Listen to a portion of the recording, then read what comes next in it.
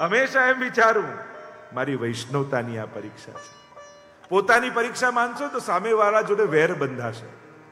વૈષ્ણવતાની વૈષ્ણવ કેવો હોય? આપણે તો 20 અને 9 વૈષ્ણવ 29 લક્ષણ હરિરાયજી ને ગોકુલનાથજી બતાવ્યા છે. વૈષ્ણવ નથી થયો તું રે સિદ્ધ ગુમાનમાં ઘૂમે રે, હરિજન નથી થયો તું રે સિદ્ધ ગુમાનમાં ઘૂમે રે. વૈષ્ણવતા, હું તો હંમેશા એમ માનું છું કે માનવતા જ્યારે 16 કળાએ ખીલી જાય ને ત્યારે એ વૈષ્ણવતાનું રૂપ ધારણ કરી લેતી હોય છે. કે જ્યારે માનવતા સંપૂર્ણ ખીલે ત્યારે વૈષ્ણવી અવસ્થામાં પહોંચી જાય. વૈષ્ણવ એ કોઈ વ્યક્તિનું નામ નથી, એ માનવની એક વૈચારિક, બૌદ્ધિક અને આધ્યાત્મિક અવસ્થાનું નામ છે. અને જ્યારે એ અવસ્થાએ પહોંચો છો ને ત્યારે ઠાકોરજી બહુ સહેલો અને નજીક તમને લાગે છે. બધાનો ભગવાન તમને પોતાનો લાગવા માંડે છે જ્યારે આ વૈષ્ણવતાની અવસ્થાએ પહોંચો છો. સાધુ પુરુષના લક્ષણની વાત કરી છે અને આપણે ત્યાં તો કેટલા પ્રકારથી મહાપ્રભુજીએ, હરિરાયજીએ, ગોકુલનાથજીએ આ સાધુતા શીખવાડી છે, વૈષ્ણવતા શીખવાડી છે. અને વૈષ્ણવતાને ચૂકીને ગમે તેટલી સેવા કરવા જશો ને તો ઠાકોરજી એ સેવા સ્વીકારતા નથી. પ્રભુ વૈષ્ણવના હાથની જ સેવા સ્વીકારે છે. એટલે શું ભોગ ધરું છું, શું ધરાવું છું, શું પહેરાવું છું એ પછી, પણ વૈષ્ણવ બનીને બેઠો છું કે નહીં એનો પહેલા વિચાર કર. વૈષ્ણવ જન તો તેને કહીએ, વૈષ્ણવ જન તો તેને રે કહીએ જે પીર પરાઈ જાણે રે. પર દુખે ઉપકાર કરે તો એ પર દુખે ઉપકાર કરે તો એ મન અભિમાનન આણે રે. વૈષ્ણવ જન તો તેને રે કહીએ. પધારી રહ્યા છે શ્રીનાથજીની સોનાની જારીજી લઈને, અને કુંજની બાઈ, શાકવાળી બાઈ, યવનબાઈ તરસી મરી રહી છે. જો એક ઘૂંટડો પાણી ન પીવો તો પ્રાણ છૂટી જશે. અને ઘોડો રોકાયો ગુસાઈજીનો, ભીતરિયા સાથે હતા, કહ્યું જલ પાઈ દે, આપી દે. અરે સોનાની જારીજી શ્રીનાથજીની, આ પીએ તો છોવાઈ જશે. ગુસાઈજીએ કહ્યું હમણાં મને મારા શ્રીનાથજી આની ભીતર દેખાઈ રહ્યા છે અને મારા શ્રીનાથજી તરસ્યા છે. જો આ તરસી રહી જશે તો મારા શ્રીનાથજી બાવા તરસ્યા રહી જશે. ચારી તો બીજી આવશે પણ આના પ્રાણ જશે તો પાછા નહીં આવે. આ ભાવ ગુસાઈજી આપણને વાવ્યો છે. આ વૈષ્ણવતાની ભાવના આપણને શ્રી ગુસાઈજીએ સંસ્કારો આપણી ભીતર વાવ્યા છે.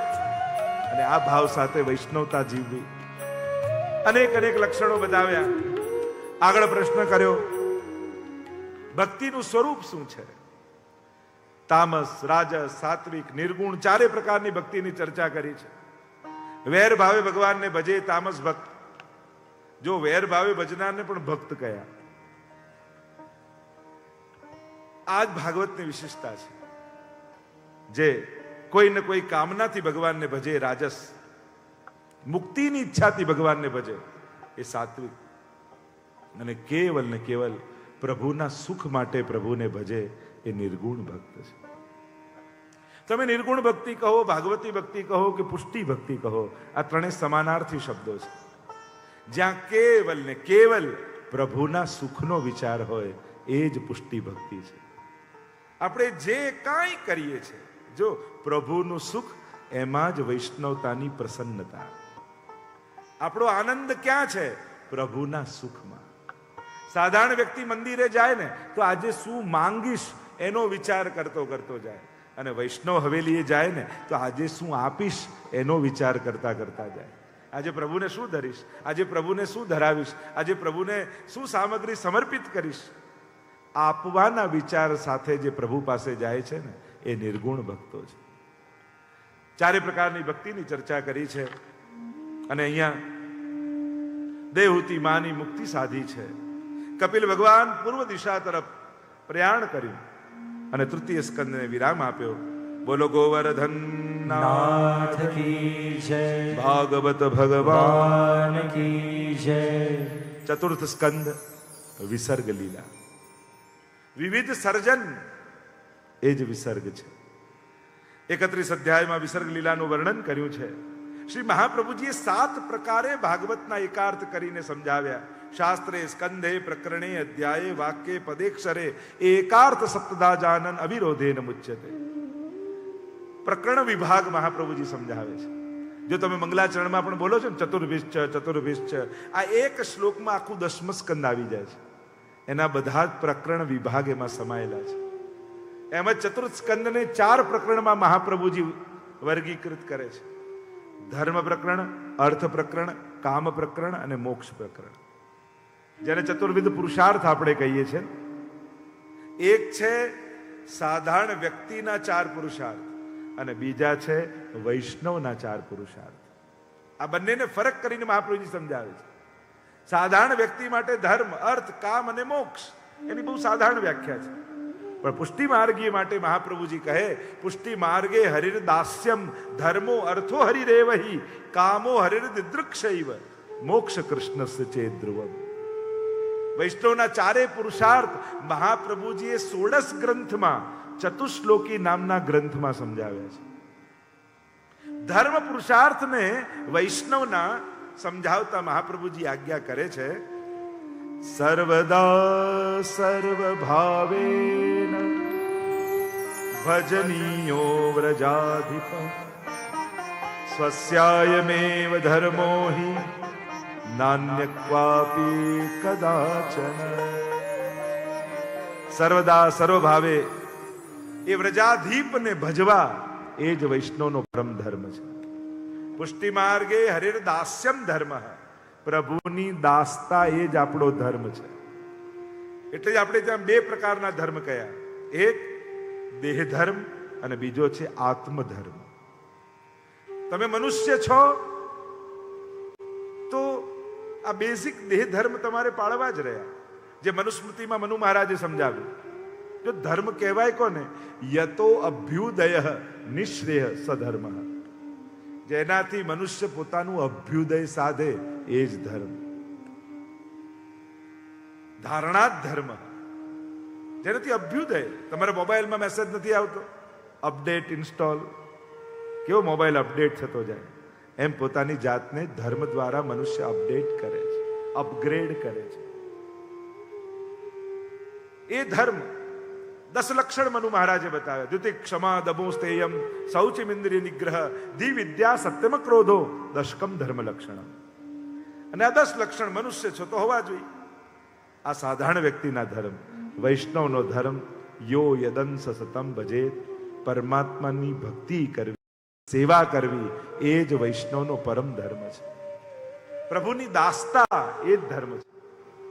પુષ્ટિ માર્ગે હરિદાસ્યમ ધર્મ અર્થો હરિરેવહી, અર્થ પુરુષાર્થ સાધારણ વ્યક્તિ માટે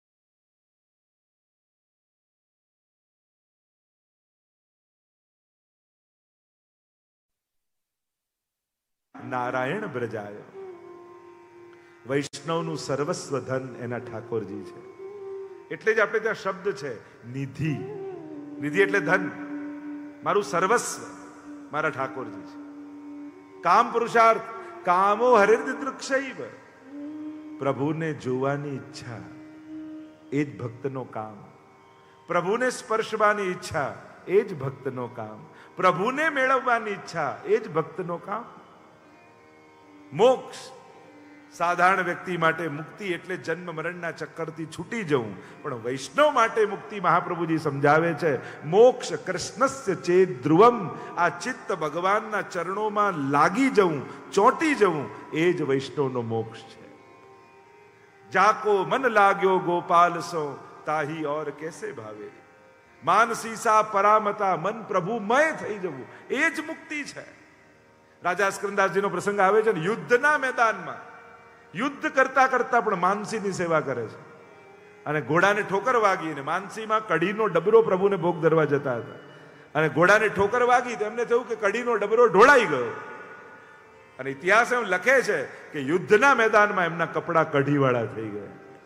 એવી માનસી સિદ્ધ હતી. તો આમ ધર્મ અર્થ કામ અને મોક્ષ 4 પ્રકરણ મહાપ્રભુજીએ ચતુર્થ સ્કંદમાં બતાવ્યા. ધર્મ પ્રકરણમાં મનુની કન્યાના વંશમાં બોલો યજ્ઞ નારાયણ ભગવાન કી જય. દક્ષ યજ્ઞની કથા આવી ધર્મ પ્રકરણમાં. 16 કન્યાઓ થઈ દક્ષને.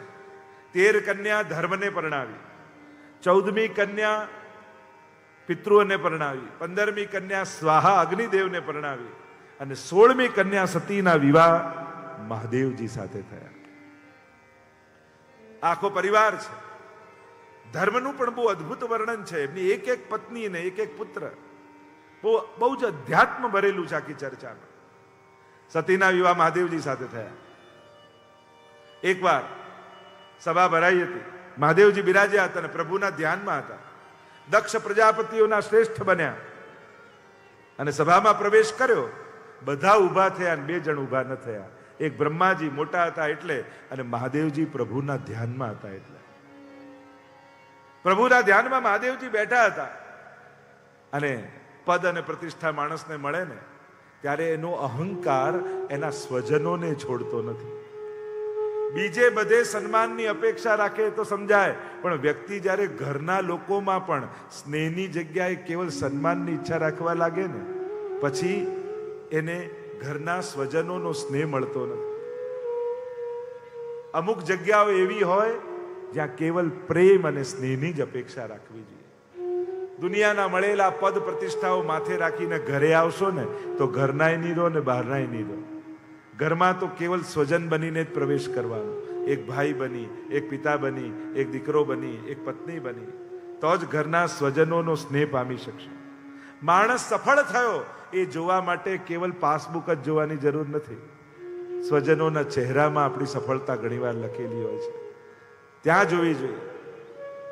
અહીંયા મહાદેવજી પર નારાજ થઈ ગયા દક્ષ. અરે મારો જમાઈ મારું માન રાખતો નથી, આજ પછી યજ્ઞમાંનો ભાગ બંધ કરાવી દઈશ અને પહેલો યજ્ઞ હું કરીશ. કોપાયમાન થયા છે દક્ષ. યજ્ઞનું આયોજન કર્યું છે ને યજ્ઞ કરવાનો હેતુ શું? પોતાના જમાઈ મહાદેવજીનું અપમાન કરવાનું. અને વૈષ્ણવા નામ યથા શંભુ મહાપ્રભુજી કહે વૈષ્ણવતા શીખવી હોય તો મહાદેવજી પાસે શીખો. અને વૈષ્ણવનો દ્રોહ કરી જ્યારે સત્કર્મો પણ થાય ને તો પ્રભુ એ સત્કર્મો પણ સફળ થવા દેતા નથી. સ્પર્ધા સંસારમાં થાય તો ચાલે, પણ સ્પર્ધા અને અહંકાર જ્યારે ધાર્મિક કાર્યોમાં આવવા લાગે ને ત્યારે ધર્મ કાર્યો પણ એ પાપને ઢાંકવા માટેના વસ્ત્ર જેવા હોય છે. પછી એ ધર્મ નથી રહેતો.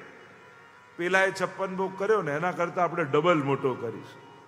પછી તને તારા અહંકારને પ્રસન્નતા થશે, ઠાકોરજી એ નહીં આરોગ્ય. કારણ કે આ 56 ભોગ પ્રભુની પ્રસન્નતા માટે નહોતો, તારા અહંકારની વૃદ્ધિ માટે હતો. એટલે દેખાતું સત્કર્મ પણ જ્યારે કેવલ પોતાના અહંકારને રાજી કરવા માટે હોય છે ત્યારે એ પ્રભુની પ્રસન્નતાનું કારણ ક્યારેય બનતો નથી. અહીંયા આવ્યો ક્રોધ, હું યજ્ઞ કરીશ, બધાને બોલાવ્યા છે, આજ સુધી ના થયો હોય એવો યજ્ઞ કરીશ. બધા જ દેવતાઓના વિમાનો જઈ રહ્યા છે. સતી મહારાણી જોયું કે આ ક્યાં જાય છે. નારદજી આવ્યા અને કહ્યું કે તમારે નથી જવું, તમારા પિતાને ત્યાં આટલો મોટો યજ્ઞ છે. અને પિતાને ત્યાં કોઈ યજ્ઞ હોય કે પ્રસંગ હોય તો દીકરીઓ હોય તો પહેલા પહોંચી જવાનું હોય. દીકરીઓથી જ તો પ્રસંગ શોભે, તમે નથી જવાના. મહાદેવજીને પૂછ્યું, મહાદેવજી કહે કે આપણને આમંત્રણ નથી મળ્યું. સતી મહારાણી કહે આ આટલી જગ્યાએ આમંત્રણની થોડી જરૂર હોય. પિતાને ત્યાં, ગુરુને ત્યાં, સ્વજનોને ત્યાં, આત્મીયજનોને ત્યાં, ત્યાં તો સમાચાર મળે, સૂચના મળે ને પહોંચી જવાનું હોય. મારું અપમાન કરવા માટે તમારા પિતાએ આ યજ્ઞ કર્યો છે. ન જાઓ તો સારું, નહીં તો ખેદ થશે. માન્યા નહીં, હટ કરી છે, મારે તો જવું છે, તમારે ન આવવું હોય તો કાંઈ નહીં. અને સતી મહારાણી જવા લાગ્યા. નંદીને સાથે મોકલ્યા છે. નંદીને લઈને સતી મહારાણી આવે છે. મનમાં વિચાર કરે કે પિતા પ્રસન્ન થઈ જશે, મારી મા મને ગળે લગાડી લેશે. પણ જ્યાં યજ્ઞમાં પ્રવેશ કરે છે માએ જોયું ખરા પણ મુખ મોડી લીધું. જાણે ન જોયું હોય એ રીતે પિતાએ પણ નજર નીચી કરી લીધી. જોયો યજ્ઞમાં તો ક્યાંય મહાદેવજીનો ભાગ નથી. અરે મારા પતિનું આટલું મોટું અપમાન થઈ રહ્યું છે અને હું હટ કરીને આવી, એના કરતા તો ન આવી હોત તો સારી થાત. એવો તાપ આત્મગ્લાની થઈ અંગૂઠો જમીનમાં ઘસી યોગાગ્નિ પ્રગટ કરી છે. બડબડ બડબડ બડબડ બડ અગ્નિમાં બળવા લાગ્યા સતી મહારાની. નંદીએ ભાગતા ભાગતા જઈને સમાચાર મહાદેવજીને આપ્યા. સતી મહારાની યોગાગ્નિમાં બળી રહ્યા છે, જટાઓ પ્રગટાવી છે, એક લટકાડી પછાડી વીરભદ્ર પ્રગટ થયો. મહાદેવજીએ ગણોને આજ્ઞા કરી, જાઓ આખા યજ્ઞનો વિધ્વંસ કરી નાખો અને બધાએ હમલો કરો યજ્ઞમાં. અને મહાદેવજી જટા ખોલી અને તાંડવ કરવા લાગ્યા. हे शैल शृंग सम विशाल जटा जूट चंद्रभाल गंगादि तरंगमाल विमल नीर गाजे लोचन त्रय लाल लाल चंदन की भोरी भाल कुमकुम सिंदूर गुलाल भ्रुकुटी वरसाजे रुंड की कंठ माल विशद हृदय कुशाल खटित जाल रुद्रमाल हृदयाल राचे बम बम बम डमरु बाजे नाद भेद स्वर समाजे शंकर महाराज आज तांडव नाचे शंकर महाराज आज तांडव પર્વતોના શિખરો તૂટવા લાગ્યા, નદીના વહેણો બદલાવા લાગ્યા, યજ્ઞ કુંડના અગ્નિઓ ભડભડ ભડભડ કરીને અગ્નિઓ પ્રગટ થવા લાગ્યા. ગણોએ આક્રમણ કર્યું છે યજ્ઞમાં. સ્વાહા બોલે એની જીભ કાપી નાખે, હોમતા હોય એના હાથ કાપી નાખે. આખા યજ્ઞનો વિધ્વંસ થઈ ગયો. ત્રિલોકમાં હાહાકાર મચી ગયો. શિરચ્છેદ કરી દીધો દક્ષનો. ભક્તનો વિરોધ કરેલો યજ્ઞ ભગવાન સફળ થવા દેતા નથી. ત્રિલોકમાં હાહાકાર વ્યાપ્યો છે. અદ્ભુત કથાના વર્ણન આવ્યા છે. આગળ અર્થ પ્રકરણમાં ધ્રુવ ચરિત્ર આવ્યો. ઉત્તાનપાદ રાજા, બે રાણી, સુરુચિ અને સુનીતિ. પ્રસિદ્ધ કથા છે. આધ્યાત્મિક અર્થ કરો તો દરેક જન્મ લેનારો જીવ ઉત્તાનપાદ જ હોય છે ને. મસ્તક નીચે અને ચરણ ઉપર, પગ ઉપર. અને જન્મ લે એટલે બે વૃત્તિઓ સામે આવે, સુરુચિ અને સુનીતિ. ઉપનિષદના શબ્દોમાં કહું તો શ્રેયનો માર્ગ અને પ્રેયનો માર્ગ. સુરુચિ માનીતી છે, સુનીતિ અમાનીતી છે. નીતિવાળો હોય એને શાશ્વતતા જોઈએ. એ હંમેશા વિચાર કરે કે આ બધું છે પણ જોડે શું આવવાનું છે. શાશ્વત ધ્રુવ એટલે પુત્ર છે ધ્રુવ. અને રુચિવાળા હોય એને નવું નવું સારું સારું જોઈએ. પુત્ર છે ઉત્તમ. બંને એકવાર રમી રહ્યા હતા. પિતા સિંહાસનમાં બિરાજમાન છે. ઉત્તમ ચાલતો ચાલતો આવ્યો અને કૂદકો મારીને પિતાના ખોળામાં બેસી ગયો. ધ્રુવે જોયું, અરે મારો ભાઈ બેઠો છે તો હું કેમ નહીં. એ પણ ચાલતો ચાલતો આવીને જ્યાં બેસવા જાય ત્યાં જ દોડતી સુરુચિ આવી, હાથ પકડ્યો, ખેંચ્યો ને ફેંક્યો ધ્રુવ. પિતાના ખોળામાં બેસવું છે, જા વનમાં જા, તપ કર, પરમાત્માને પ્રસન્ન કર. અને પરમાત્મા માંગવાનું કહે ને ત્યારે માંગજે કે તું મારી કુખે જન્મ લે તો જ પિતાના ખોળામાં બેસી શકે. અને જ્યારે આવા કટુ શબ્દ સાંભળ્યા ધ્રુવને બહુ લાગી આવી. રડતો રડતો માના પાસે ગયો. માં, આજે સુરુચિ માએ મને આમ કડવા શબ્દો કહ્યા. પણ આ તો સુનીતિ માં છે ને. સમજદાર વ્યક્તિ હોય ને એ ઝઘડનારા જોડે ઝઘડો કરવા ન જાય. ઘરમાં કોઈ વડીલ બાળકને વઢ્યું હોય તો એને લઈને કે એમની જોડે બાજવા ન જવાય. એને કેમ કહ્યું એ સમજાવાય. કારણ કે સમજદારે જ સમજવાનું છે. નાદાન વ્યક્તિઓ તો ઝઘડા કરવા આવશે, હક માંગવા આવશે, લડાઈ કરવા આવશે. તો ઘણી વાર લોકો અમે સમજીએ છીએ એટલે અમારે જ સહન કરવાનું. હા, કારણ કે તું સમજદાર છું. નાદાન વ્યક્તિઓ ક્યારે સહન કરતા નથી. નાદાન વ્યક્તિઓ ક્યારે ત્યાગ કરતા નથી. નાદાન વ્યક્તિઓ ક્યારે સ્વીકાર કરતા નથી હોતા. એ તો સમજદારીના ગુણો છે. પેલો તો નાદાન છે. નાદાનને સંઘર્ષ ગમે છે, એને લડવું ગમે છે, એને હક માંગવું ગમે છે. એ ત્યાગ ન કરી શકે. અને એટલે દરેક ઘરમાં એક અગરબત્તી જેવો માણસ તો હોવો જ જોઈએ, જે બળતો બળતો પણ ઘરને સુગંધિત કરતો રહે. ઘસાતા ઘસાતા પણ ઘરને જે ભેગું કરીને રાખે ને એવો એકાદ વ્યક્તિ હોવો જોઈએ. लिहाज आंखों का रिश्तों का डर नहीं रहता. लिहाज आंखों का रिश्तों का डर नहीं रहता जब किसी एक शख्स के हाथ में घर नहीं रहता. કોઈ ઘરનો એક મોભી હોય ને એને ઘરને આમ પકડી રાખ્યો હોય ને તો આખું ઘર જોડાયેલું રહે. પણ જે દિવસે એક ખીલો એક મોભી જતો રહે ને પછી આખું ઘર વિખરાયેલું વિખરાયેલું લાગે. જૂના સમયમાં દરેક ઘરમાં કોઈ એવો મોભી હોતો હતો જે આખા ઘરને બાંધીને રાખતો. પોતે ચૂપ રહીને ઘસાઈને પણ ઘણીવાર ખીજાઈને પણ ઘરને જોડીને રાખતો હતો. અને જ્યારથી આપણા ઘરોમાંથી આવી કડીઓ છૂટી પડી છે ને, ત્યારથી બધા જાણે છૂટા થયા હોય એવું લાગે છે. અહીંયા સુનીતિ છે ને, કહું બેટા, હું તો તને એટલું કહીશ, જે વાત આજ સુધી મેં તને નથી કહી એ તારી માં સુરુચિએ તને કહી છે. અરે ના, એને તો એમ કહ્યું જંગલમાં જા, ભગવાન મેળવ એના ખોળા. હા બેટા, એ જ તને કહું છું. પિતા ના ગોદમાં તારે બેસવું છે ને બેટા. જો આજ સુધી મેં તને નથી કહ્યું, હું તો કહું છું સુરુચિ તારી માં નથી પણ ગુરુ છે. બેટા, જે ભગવાનનો રસ્તો બતાવે ને એ ભલે સ્વજન હોય તો એને હાથ જોડી ગુરુ માનીને પગે લાગવું જોઈએ. આપણા ઘરમાં જે વ્યક્તિ આપણા સંસારની ભાગાદોડીમાં પણ વચ્ચે વચ્ચે ભગવાનને યાદ અપાવતો રહે ને, એનું સન્માન ઘરમાં જાળવજો. કારણ કે એના કારણે આપણા ઘરમાં ભક્તિ છે. એ ભલે તમારી પત્ની રૂપે હોય, મા રૂપે હોય, દીકરા રૂપે હોય, પિતા રૂપે હોય, પણ જેને કારણે તમારા ઘરમાં ઠાકોરજી બિરાજતા હોય ને એનો આદર રાખજો. કારણ કે એના કારણે તમારું ઘર મંદિર બનેલું છે. જો દરેકના ઘરે ઠાકોરજી હોય છે, ઘરે ઠાકોરજી હોય છે, પણ કોઈ એક વ્યક્તિના કારણે ઘરે હોય છે. તમને લગાવ હોય પણ આપણે શું કે આ તો બાના ઠાકોરજી છે, તમને લગાવ હોય પણ મારા પત્નીના ઠાકોરજી છે, મારા બાપુજીના ઠાકોરજી છે. જે કારણ હશે ને એના કારણથી તમે, એના નામે તમે તમારા ઠાકોરજીને ઓળખતા હશો. અને જેના નામે ઓળખતા હશો ને એના કારણે જ તમારા ઘરમાં ઠાકોરજી છે. તો જે ભગવાન ઘરમાં બિરાજવા માટેનું કારણ બનેલું છે એની વાત માનજો. ઠાકોરજી બાબતની વાત કદાચ સંસારમાં જુદું હોઈ શકે, એવું નથી કે વડીલ હોય એ સાચા જ હોય અને બાળકો હોય ખોટા જ હોય, એવું પણ નથી હોતું.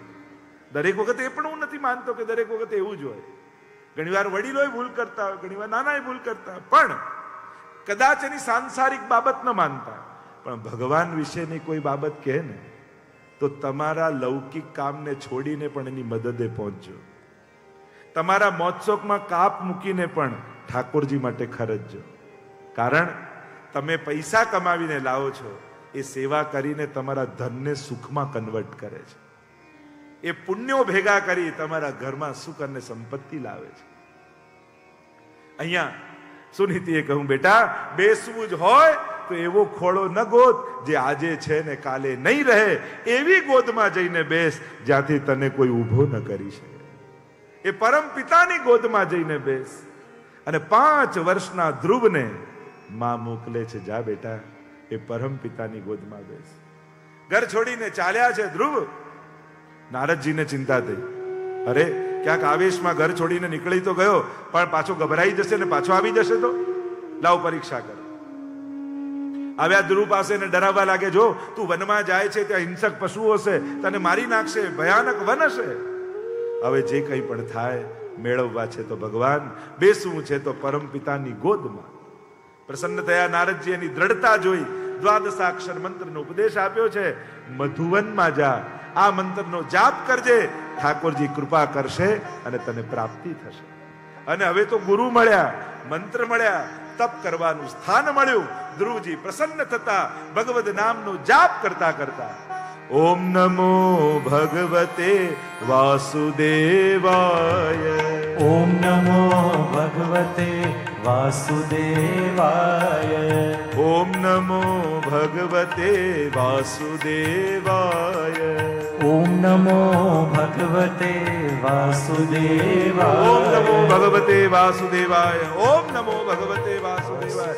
એ જપતા જપતા ધ્રુવજી મધુવનમાં પધાર્યા છે. યમુનાજીના નિત્ય પાન કરી તપ કરી રહ્યા છે. ભગવદ નામનો અખંડ જાપ કરે છે. અન્ન છોડી દીધું, જલ છોડી દીધું, હવાનું ભક્ષણ કરતા એ પણ બંધ કરી દીધું. એક પગ પર બીજો પગ ચડાવી સર્વમાં આત્મભાવ જાગ્યો. આત્મનસ્તુ કામાય સર્વપ્રિયમ ભવતી. એક જ આત્મા સર્વમાં વ્યાપ્ત છે અને એકાત્મતાનો ભાવ જાગ્યો કે એ જ આત્મા સર્વમાં વ્યાપ્ત છે.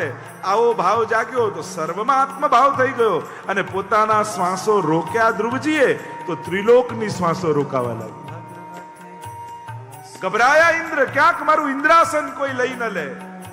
ભાગતા ડરતા પરમાત્મા પાસે પહોંચ્યા. ભગવાન કહે આ ઇન્દ્રાસન માટે નહીં, આ મારો ભક્ત મારી ગોદમાં બેસવા માટે તપ કરી રહ્યો છે. અને અહીંયા ધ્રુવજી તો એક જ મંત્રનો જાપ, ઓમ નમો ભગવતે વાસુદેવાય. ઓમ નમો ભગવતે વાસુદેવાય. વાસુદેવાય પ્રભુ કૃષ્ણચંદ્રાય. વાસુદેવાય પ્રભુ કૃષ્ણચંદ્રાય.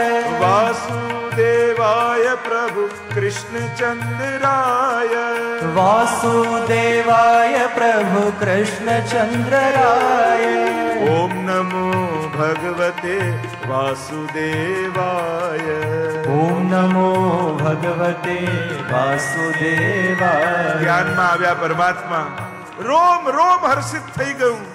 ધ્યાનમાં પરમાત્માના દર્શન થયા. થોડી વાર થઈ, પ્રભુ અંતર ધ્યાન થઈ ગયા.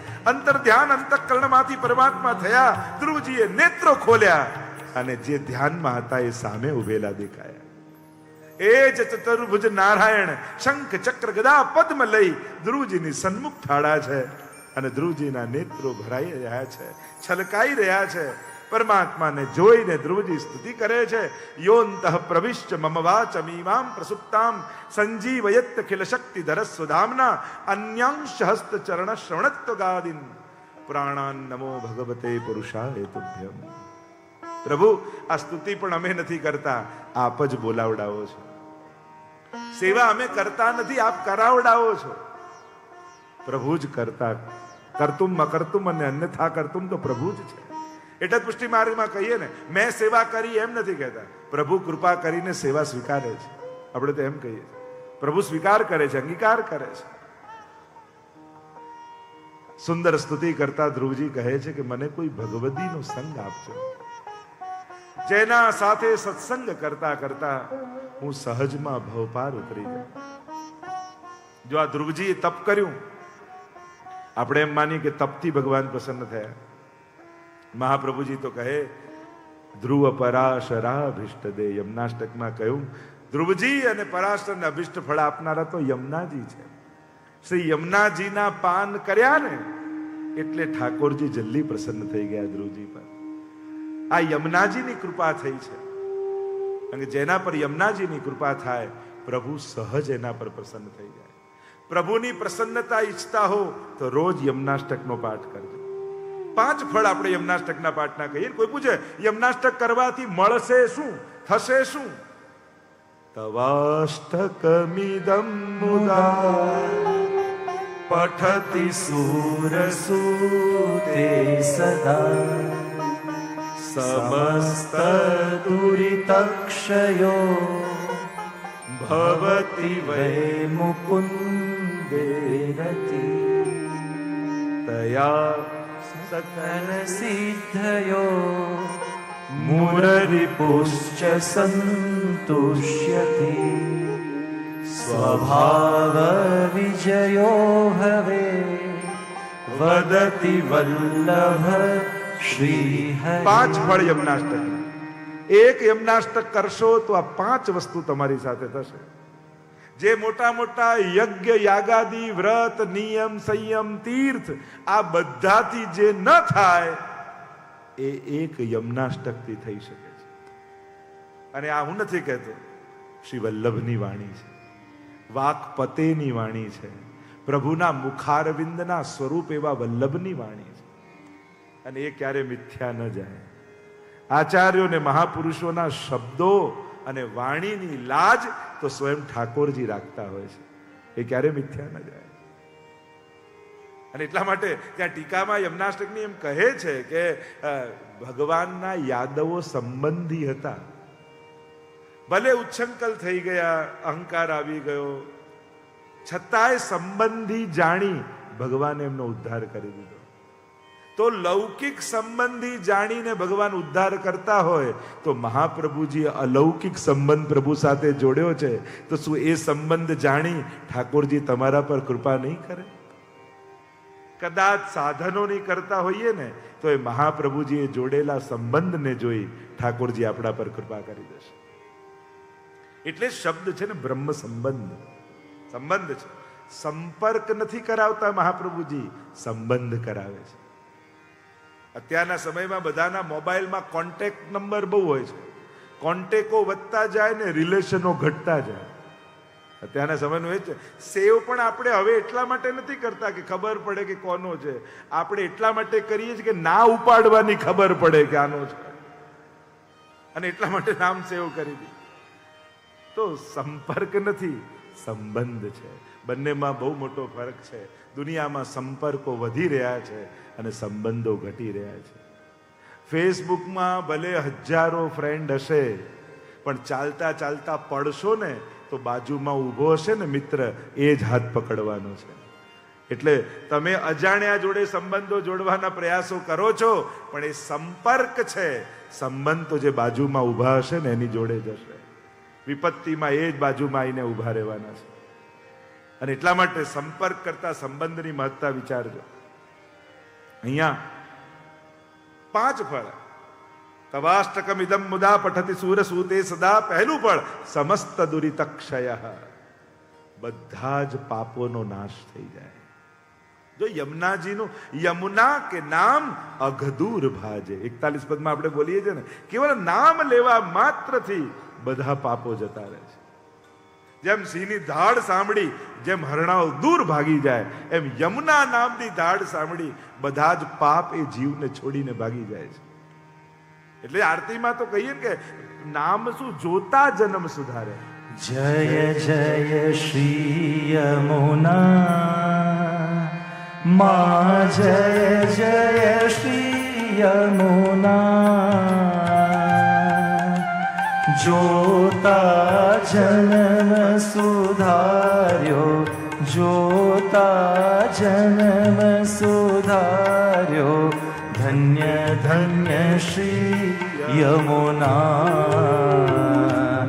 મા જય જય શ્રી યમુના. યમુનાજી આ 4 માધ્યમ થકી કૃપા કરે. કા યમુનાજીમાં પાન કરો, યમુનાજી. કા યમુનાજીના સ્નાન, એની પણ મહત્તા બતાવી છે. કા યમુનાજીના ગાન, અને કા યમુનાજીના દર્શન. આમાંથી કોઈ એક વસ્તુ પણ બની ગઈ ને, સમસ્ત દુરિતક્ષય. એક યમુનાષ્ટકથી જો બધા પાપોમાંથી મુક્તિ મળી જતી હોય તો કેટલું સરળ મહાપ્રભુજી કરી આપે છે. સમસ્ત દુરિતક્ષય ભવતિ વૈ મુકુંદે રતિ. ભગવાનમાં પરમ પ્રેમની પ્રાપ્તિ થાય યમુનાષ્ટક કરવાથી. પુણ્યની પ્રાપ્તિ માટેના અનેક ઉપાયો શાસ્ત્રોમાં છે, પ્રેમની પ્રાપ્તિનો કોઈ ઉપાય નથી. પ્રેમ પુણ્ય કરતા પણ દુર્લભ છે. પ્રેમ પુણ્ય પ્રાપ્ત કરવા બહુ સહેલા છે, પ્રેમ પ્રાપ્ત કરવો બહુ દુર્લભ છે. કારણ કે ઘણા પુણ્યશાળી આત્માઓના મનમાં પણ ભગવાનના પ્રેમની તો કમી જ હોય છે. પ્રેમ પ્રગટ થવો બહુ દુર્લભ છે. યમુનાજી કૃપા કરે. મુકુંદ રતિવર્ધિની યમુનાજી છે ને, તો ભવતી વૈ મુકુંદે રતિ તયા સકલ સિદ્ધયો. ત્રીજું ફળ સકલ સિદ્ધિનું દાન યમુનાજી કરે. અને એમાં પણ 8 પ્રકારની અલૌકિક સિદ્ધિની વાત છે, હમણાં એનો વિસ્તાર નથી કરતો. ચોથું મુરરી પુષ્ટ સંતુષ્ટતિ, પ્રભુને પરમ સંતોષ થાય. અને 5મું કયું સ્વભાવ વિજયો ભવે, સ્વભાવ ઉપર વિજય થાય. અને આ તો કદાચ બધાને જરૂર હોય, કારણ માણસ બધાને જીતી લે છે, પોતાની આગળ રોજ હારી જાય છે. સ્વભાવને જીતનો કેવો દુષ્કર છે. યમુનાજીના પાઠથી સ્વભાવ પર વિજય થાય. તો આમ 5 ફળ. તો જે ચર્ચા આપણે કરી રહ્યા છે કે ધ્રુવજીને કૃપા પ્રભુની થઈ યમુનાજીની કૃપાથી. પ્રભુએ ધ્રુવલોકની પ્રાપ્તિ કરાવી છે. સુંદર આગળ પ્રસંગો આવ્યા છે. લક્ષ્મણ ઝૂલા પર જઈને તપ કરવા લાગ્યા, ગંગાજી શાંત થઈને વહેવા લાગ્યા, મૃત્યુના મસ્તક પર પગ મૂકીને પ્રયાણ કર્યું. ત્યાં આગળ ધ્રુવજીના વંશમાં અંગ થયા, અંગના વેન થયા. આ વેન રાજા એવો નાસ્તિક થયો, બધા ધર્મ કાર્યો બંધ કરાવી દીધા, યજ્ઞ યાગાદીઓ બંધ કરાવી દીધા, દાન વ્રત બંધ કરાવી દીધા, પ્રજાને ખૂબ પ્રતાડિત કરી. અને પ્રજા એટલી પ્રતાડિત થઈ કે વેનને બાંધ્યો અને માર્યો પ્રજાએ. અને વેન મર્યો, એના બાહુનું મંથન કર્યું અને બાહુમાંથી બોલો પૃથુ ભગવાન કી જય. પૃથુ ભગવાનનું પ્રાગટ્ય થયું. કહેવાય છે આ પૃથ્વી શબ્દ પૃથુ પરથી આવ્યો છે. પૃથુ ભગવાનની એટલી મોટી દેન રહી, કારણ કે પ્રજા માનવ જાતિ ગમે ત્યાં ભટકતી રહેતી હતી. નગર રચના, ગામ રચનામાં કઈ રીતે રહેવું એ પૃથુ ભગવાને શીખવાડ્યું. ખેતી કઈ રીતે કરવી એ પૃથુ ભગવાને શીખવાડ્યું. ભૂમિમાંથી ખનીજો કેમ કાઢવા એ પૃથુ ભગવાને શીખવાડ્યું. માનવ જાતિને સુવ્યવસ્થિત કરવાનો શ્રેય આ પૃથુ રાજાને જાય છે. સમય અનુકૂળ થયો, રાજકાજ છોડીને વનમાં આવ્યા. પરમાત્માની પ્રાપ્તિ માટે તપ કર્યું છે. પ્રભુ પ્રસન્ન થયા, માંગવાનું કહ્યું ત્યારે બે વસ્તુ માંગી. પહેલું તો કહ્યું, મને 10,000 કાન આપો. કારણ કે બે કાનથી આપની કથા સાંભળું છું ને તો તૃપ્તિ નથી થતી. રૂવાડે રૂવાડે કર્ણેન્દ્રિય લાગી જાય તો આપની કથાના આનંદ લઈ શકો. અને એટલા માટે જ્યારે પણ પ્રભુના દર્શન કરતા હો ને ત્યારે એવો તાપ કરો, પ્રભુ બે જ આંખો છે, મારા રૂવાડે રૂવાડે આંખો ઉગી જાત તો આપના દર્શન કરવાનો કેવો આનંદ આવે. કથા સાંભળતા હોય ત્યારે એવો ભાવ રાખો, પ્રભુ બે જ કાન છે, મારા રોમ રોમમાં કર્ણેન્દ્રિય લાગી જાય તો આપની કથા પાન કરવાનો કેવો આનંદ આવે.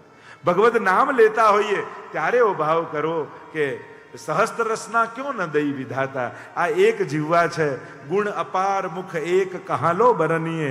મારા રોમ રોમમાં જીવવા લાગી જાત તો હજારો જીવવાથી આપના ગુણગાન કરવાનો કેવો આનંદ આવે. 10,000 કાન માંગ્યા.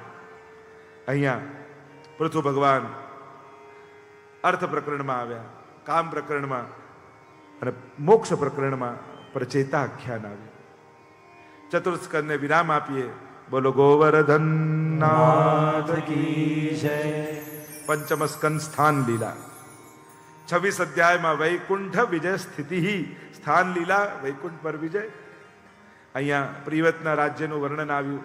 નાભી રાજાના યજ્ઞમાં બોલો ઋષભદેવ ભગવાન કી. જૈનોના આદિનાથ જેને કહીએ છે, ઋષભદેવ જેમને કહીએ છે. ઋષભદેવજી જયંતી સાથે એમના વિવાહ થયા છે. ઇન્દ્રએ પરીક્ષા કરી, વર્ષા બંધ કરાવી દીધી અને એમણે એમના તપ બલથી કૃત્રિમ વરસાદ કરાવ્યો. એવા ઋષભદેવ તપસ્વી થયા. એમ તો 100 પુત્ર થયા, નવયોગેશ્વર થયા.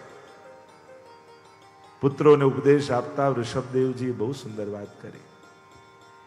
બધાને ભેગા કરી એક દિવસ ઋષભદેવજી સમજાવવા લાગ્યા, બેટા 83,99,999 યોનિઓ ભોગ યોનિઓ જ છે. આ એક માનવ યોનિ એવી છે જેમાં ભગવાનની ભક્તિ થઈ શકે છે. બાકી બધી યોનિઓ ભોગ યોનિઓ છે. આ માનવ યોનિમાં એક મોકો મળે છે. આમાં ગાંઠો ખોલી પણ શકાય છે ને બાંધી પણ શકાય છે. બાકી બધી યોનિમાં કર્મોને ભોગવવાના જ હોય છે. ત્યાં કર્મ બંધન હોતા નથી, કર્મ કરવાના હોતા નથી. બીજી કોઈ યોનિમાં જે કર્મો કરીને આવ્યા કેવલ ભોગવવાના, એટલે એને કહેવાય ભોગ યોનિ. માનવ યોનિ એટલે એક અવસર, એક મોકો. બડે ભાગ માનસ તન પાવા, સુર દુર્લભ સદ ગ્રંથ હી કાવા. એટલે જ કહું મહદ ભાગ્યથી માનવ દેહ મળે છે. કારણ જો તમે અહીંયા કથામાં બેઠા છો, આ માનવ યોનિ સિવાય બીજી કોઈ યોનિ હોત તો તને અંદર કોઈ આવવા દે? અરે ગાય પણ બન્યા હોત તોય કોઈ અંદર આવવા દે? આ લાભ કેમ મળી રહ્યો છે? કારણ કે માનવ દેહ મળેલો છે. અને એમાં પણ જો વૈષ્ણવ કુળમાં જન્મ થયો હોય ને તો વિચાર કરજો, ઠાકોરજીની તમારી ખૂબ કૃપા છે તમારા ઉપર કે તમને એવા કુળમાં જન્મ આપ્યો છે જ્યાં ભગવાનની ભક્તિ કરવાની બધી અનુકૂળતાઓ છે. અને આ અકસ્માત નથી. તમને એમ થાય કે હું ત્યાં જન્મ્યો હોત તો ત્યાં માનતો હોત, આ જન્મ્યો હોત તો આ. તમે ગમે ત્યાં જન્મ્યા હોત, તમે ઠાકોરજીને જ માનતા હોત. કારણ આ અકસ્માત નથી, આ ભગવાનનું આયોજન છે. પ્રભુએ બહુ વિચાર કરીને, ગીતાજી મારી વાતને સહમતિ પૂરે છે. સુચિનામ શ્રીમતામ ગેહે. જ્યારે પુણ્ય કર્મ કરતા કરતા જેના અધૂરા કર્મ રહી જાય એને હું એવા સુંદર બુદ્ધિ વાળા શ્રીમંતને ત્યાં એને જન્મ આપું છું જ્યાં મારી ભક્તિ કરવાની બધી અનુકૂળતા હોય એને મળે. એટલે તમારું વૈષ્ણવ કુળમાં જન્મ લેવું એ ઠાકોરજીની ઈચ્છા હતી કે આ વૈષ્ણવ કુળમાં જન્મે અને મારી સેવા કરતો થાય. એટલે આને કોઈ એક્સિડન્ટ ન માનતા અને અકસ્માત ન માનતા, એ ભગવાનનું આયોજન છે. એટલે પહેરેલી કંઠી ઉપર ગૌરવ કરજો. નાની નાની લાલચોથી લલચાઈ ન જતા, પણ પહેરેલી કંઠીનું ગૌરવ માનજો કે મારા કેટલા પુણ્યો સંચિત થયા હશે કે મને વૈષ્ણવ કુળમાં જન્મ લેવાનો મોકો મળ્યો છે. આ વાતનું આત્મગૌરવ હોવું જોઈએ. જે 50 દેશોમાં આપણે પ્રાઉડ ટુ બી એ વૈષ્ણવનું કેમ્પેઇન આ 2 વર્ષ દરમિયાન ચલાવી રહ્યા છે. અને આમાં આ જ યાદ અપાવું છું કે તમારું વૈષ્ણવ હોવું એ તમારા માટે કેટલા ગૌરવની બાબત છે. છેલ્લા દિવસે અહીંયા પણ આપણે એ પૃથ્વી પરિક્રમા મહોત્સવને ઉજવીશું કથા બાદ. એટલે ત્યારે ખાસ બધા ઉપસ્થિત રહેજો. પુષ્ટિ ધ્વજ ગીત ગાન કરી કથાના વિરામ સમયે વૈષ્ણવતાના ગૌરવનું આપણે બધા સ્મરણ કરવાના છે. અહીંયા જે ચર્ચા ચાલી રહી છે કે આ બધા દેહ છે, બધા શરીર છે, દરેક શરીરમાં, દરેક યોનિમાં આંખ બધાને મળે છે, જીભ બધાને મળે છે, કાન બધાને મળે છે. પછી માનવ યોનિનો ફરક શું? શ્રેષ્ઠતા શું? શ્રેષ્ઠતા એ છે જીભ બધાને છે. રામ એ પોપટ પણ બોલી શકે છે, પણ પોપટે બોલેલું રામ એ રામને સંભળાતું નથી. પણ માણસની જીભમાંથી રામ નીકળે ને તો એ રામના કાન સુધી પહોંચે છે. આવી જીવવા માણસ પાસે છે, એટલે બડે ભાગ માનુષ તને પાવે. આંખ બધા પાસે હોય, કોઈ પક્ષી ઉડતું ઉડતું પણ શ્રીનાથજીના મંદિરમાં ઘૂસી જાય, પણ શ્રીનાથજી કોણ છે એને દેખાય ખરું પણ સમજાય નહીં. પણ માણસ પાસે એવી આંખો છે, એ ઠાકોરજીના દર્શન કરી અને જન્મ મરણના ચક્કરથી છૂટી શકે છે. એટલે કે માણસની દરેક ઇન્દ્રિયો એના મુક્તિના કારણ બની શકે છે, અને પશુની, પંખીઓની દરેક ઇન્દ્રિયો એના કેવલ ને કેવલ ભોગના કારણે છે. આ માણસ અને અન્ય યોનિમાં ફરક છે. એકની ઇન્દ્રિયો ભગવાન મેળવવાનું કારણ બની શકે છે, એકની ઇન્દ્રિયો ભોગનું કારણ બની શકે છે. જો તાળાની ચાવી એક જ હોય, કઈ બાજુ ફેરવો ને એનાથી ખબર પડે કે તાળું ખોલવું છે કે બંધ કરવું છે. મને એવ મનુષ્યાણામ કારણમ બંધ મોક્ષયો. આ મનથી જ તાળું ખુલીએ જાય, અને મન જ ભવના તાળા બંધાઈ પણ શકે છે. કઈ બાજુ ફેરવો એ તમારા પર છે. આ માનવ દેહ દુર્લભ છે. એમ કહી નવ યોગેશ્વર થયા, પુત્રનો ઉપદેશ આપ્યો, વનમાં ગયા. એમના પુત્ર થયા ભરતજી. કહેવાય છે કે ભરતજી પરથી આપણા દેશનું નામ ભારત પડ્યું. શ્રેષ્ઠ રાજા થયા ભરત રાજા. પણ સમય થાય ને, દરેક રાજાના જીવનમાં તમે જુઓ ભાગવતમાં, સમય થાય એટલે ગાદી બીજાને સોંપી અને પોતાના આત્મોદ્ધાર માટે નીકળી જાય. એમ દરેકે વિચાર કરવો કે સમયે જેમ લાગે કે હા હવે સમય આવ્યો છે. આપણા બધાની તકલીફ શું? એકાદ નાનો મોટો હાર્ટ એટેક ના આવે ને તો ચાલવાનું શરૂ ન કરીએ, વોક કરવા ન જઈએ, પણ એકાદ માઇલ્ડ એટેક આવે ને પછી એવા ડાયા ડમરા થઈ જઈએ. રોજ 5 કિલોમીટર તો ચાલવાનું જ અમારે, રોજ અમારે આમ તો કરવાનું જ, અમારે તો બાફેલું જ ખાવાનું. પણ એ એકાદ ઘંટડી વાગે ને પછી માણસને સમજમાં આવે. આ જ આપણી વૃત્તિ છે. અહીંયા સમય થયો, રાજપાટ છોડીને ચાલ્યા વનમાં ભગવત પ્રાપ્તિ માટે. પણ ભગવાન આપણા ઈચ્છવાથી મળી જતા નથી. જીવન આપણા ધાર્યા પ્રમાણે ચાલતું નથી.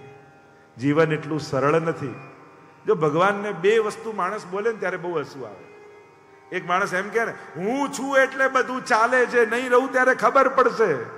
ત્યારે ભગવાનને બહુ હસવું આવે. તું નહીં રહે ને ત્યારે વધારે સારું ચાલશે, તું જ નડે છે. શકટનો ભાર જેમ શ્વાન તાણે. ચલાવનારો તો પરમાત્મા. અને બીજું, માણસ જયારે આવું બોલે ત્યારે પ્રભુને બહુ, મેં મારા ફ્યુચરનું બધું જ પ્લાન કરી રાખ્યું છે, મારે હવે કોઈ ચિંતા નથી. ઠાકોરજી કે તારો પ્લાન છે, મારો તો કંઈક જુદો જ છે. અને એટલા માટે આપણા પ્લાનિંગ પ્રમાણે જીવન ચાલતું નથી. ક્યારે કયો વળાંક જીવન લઈ લે ને ખબરે પડતી નથી.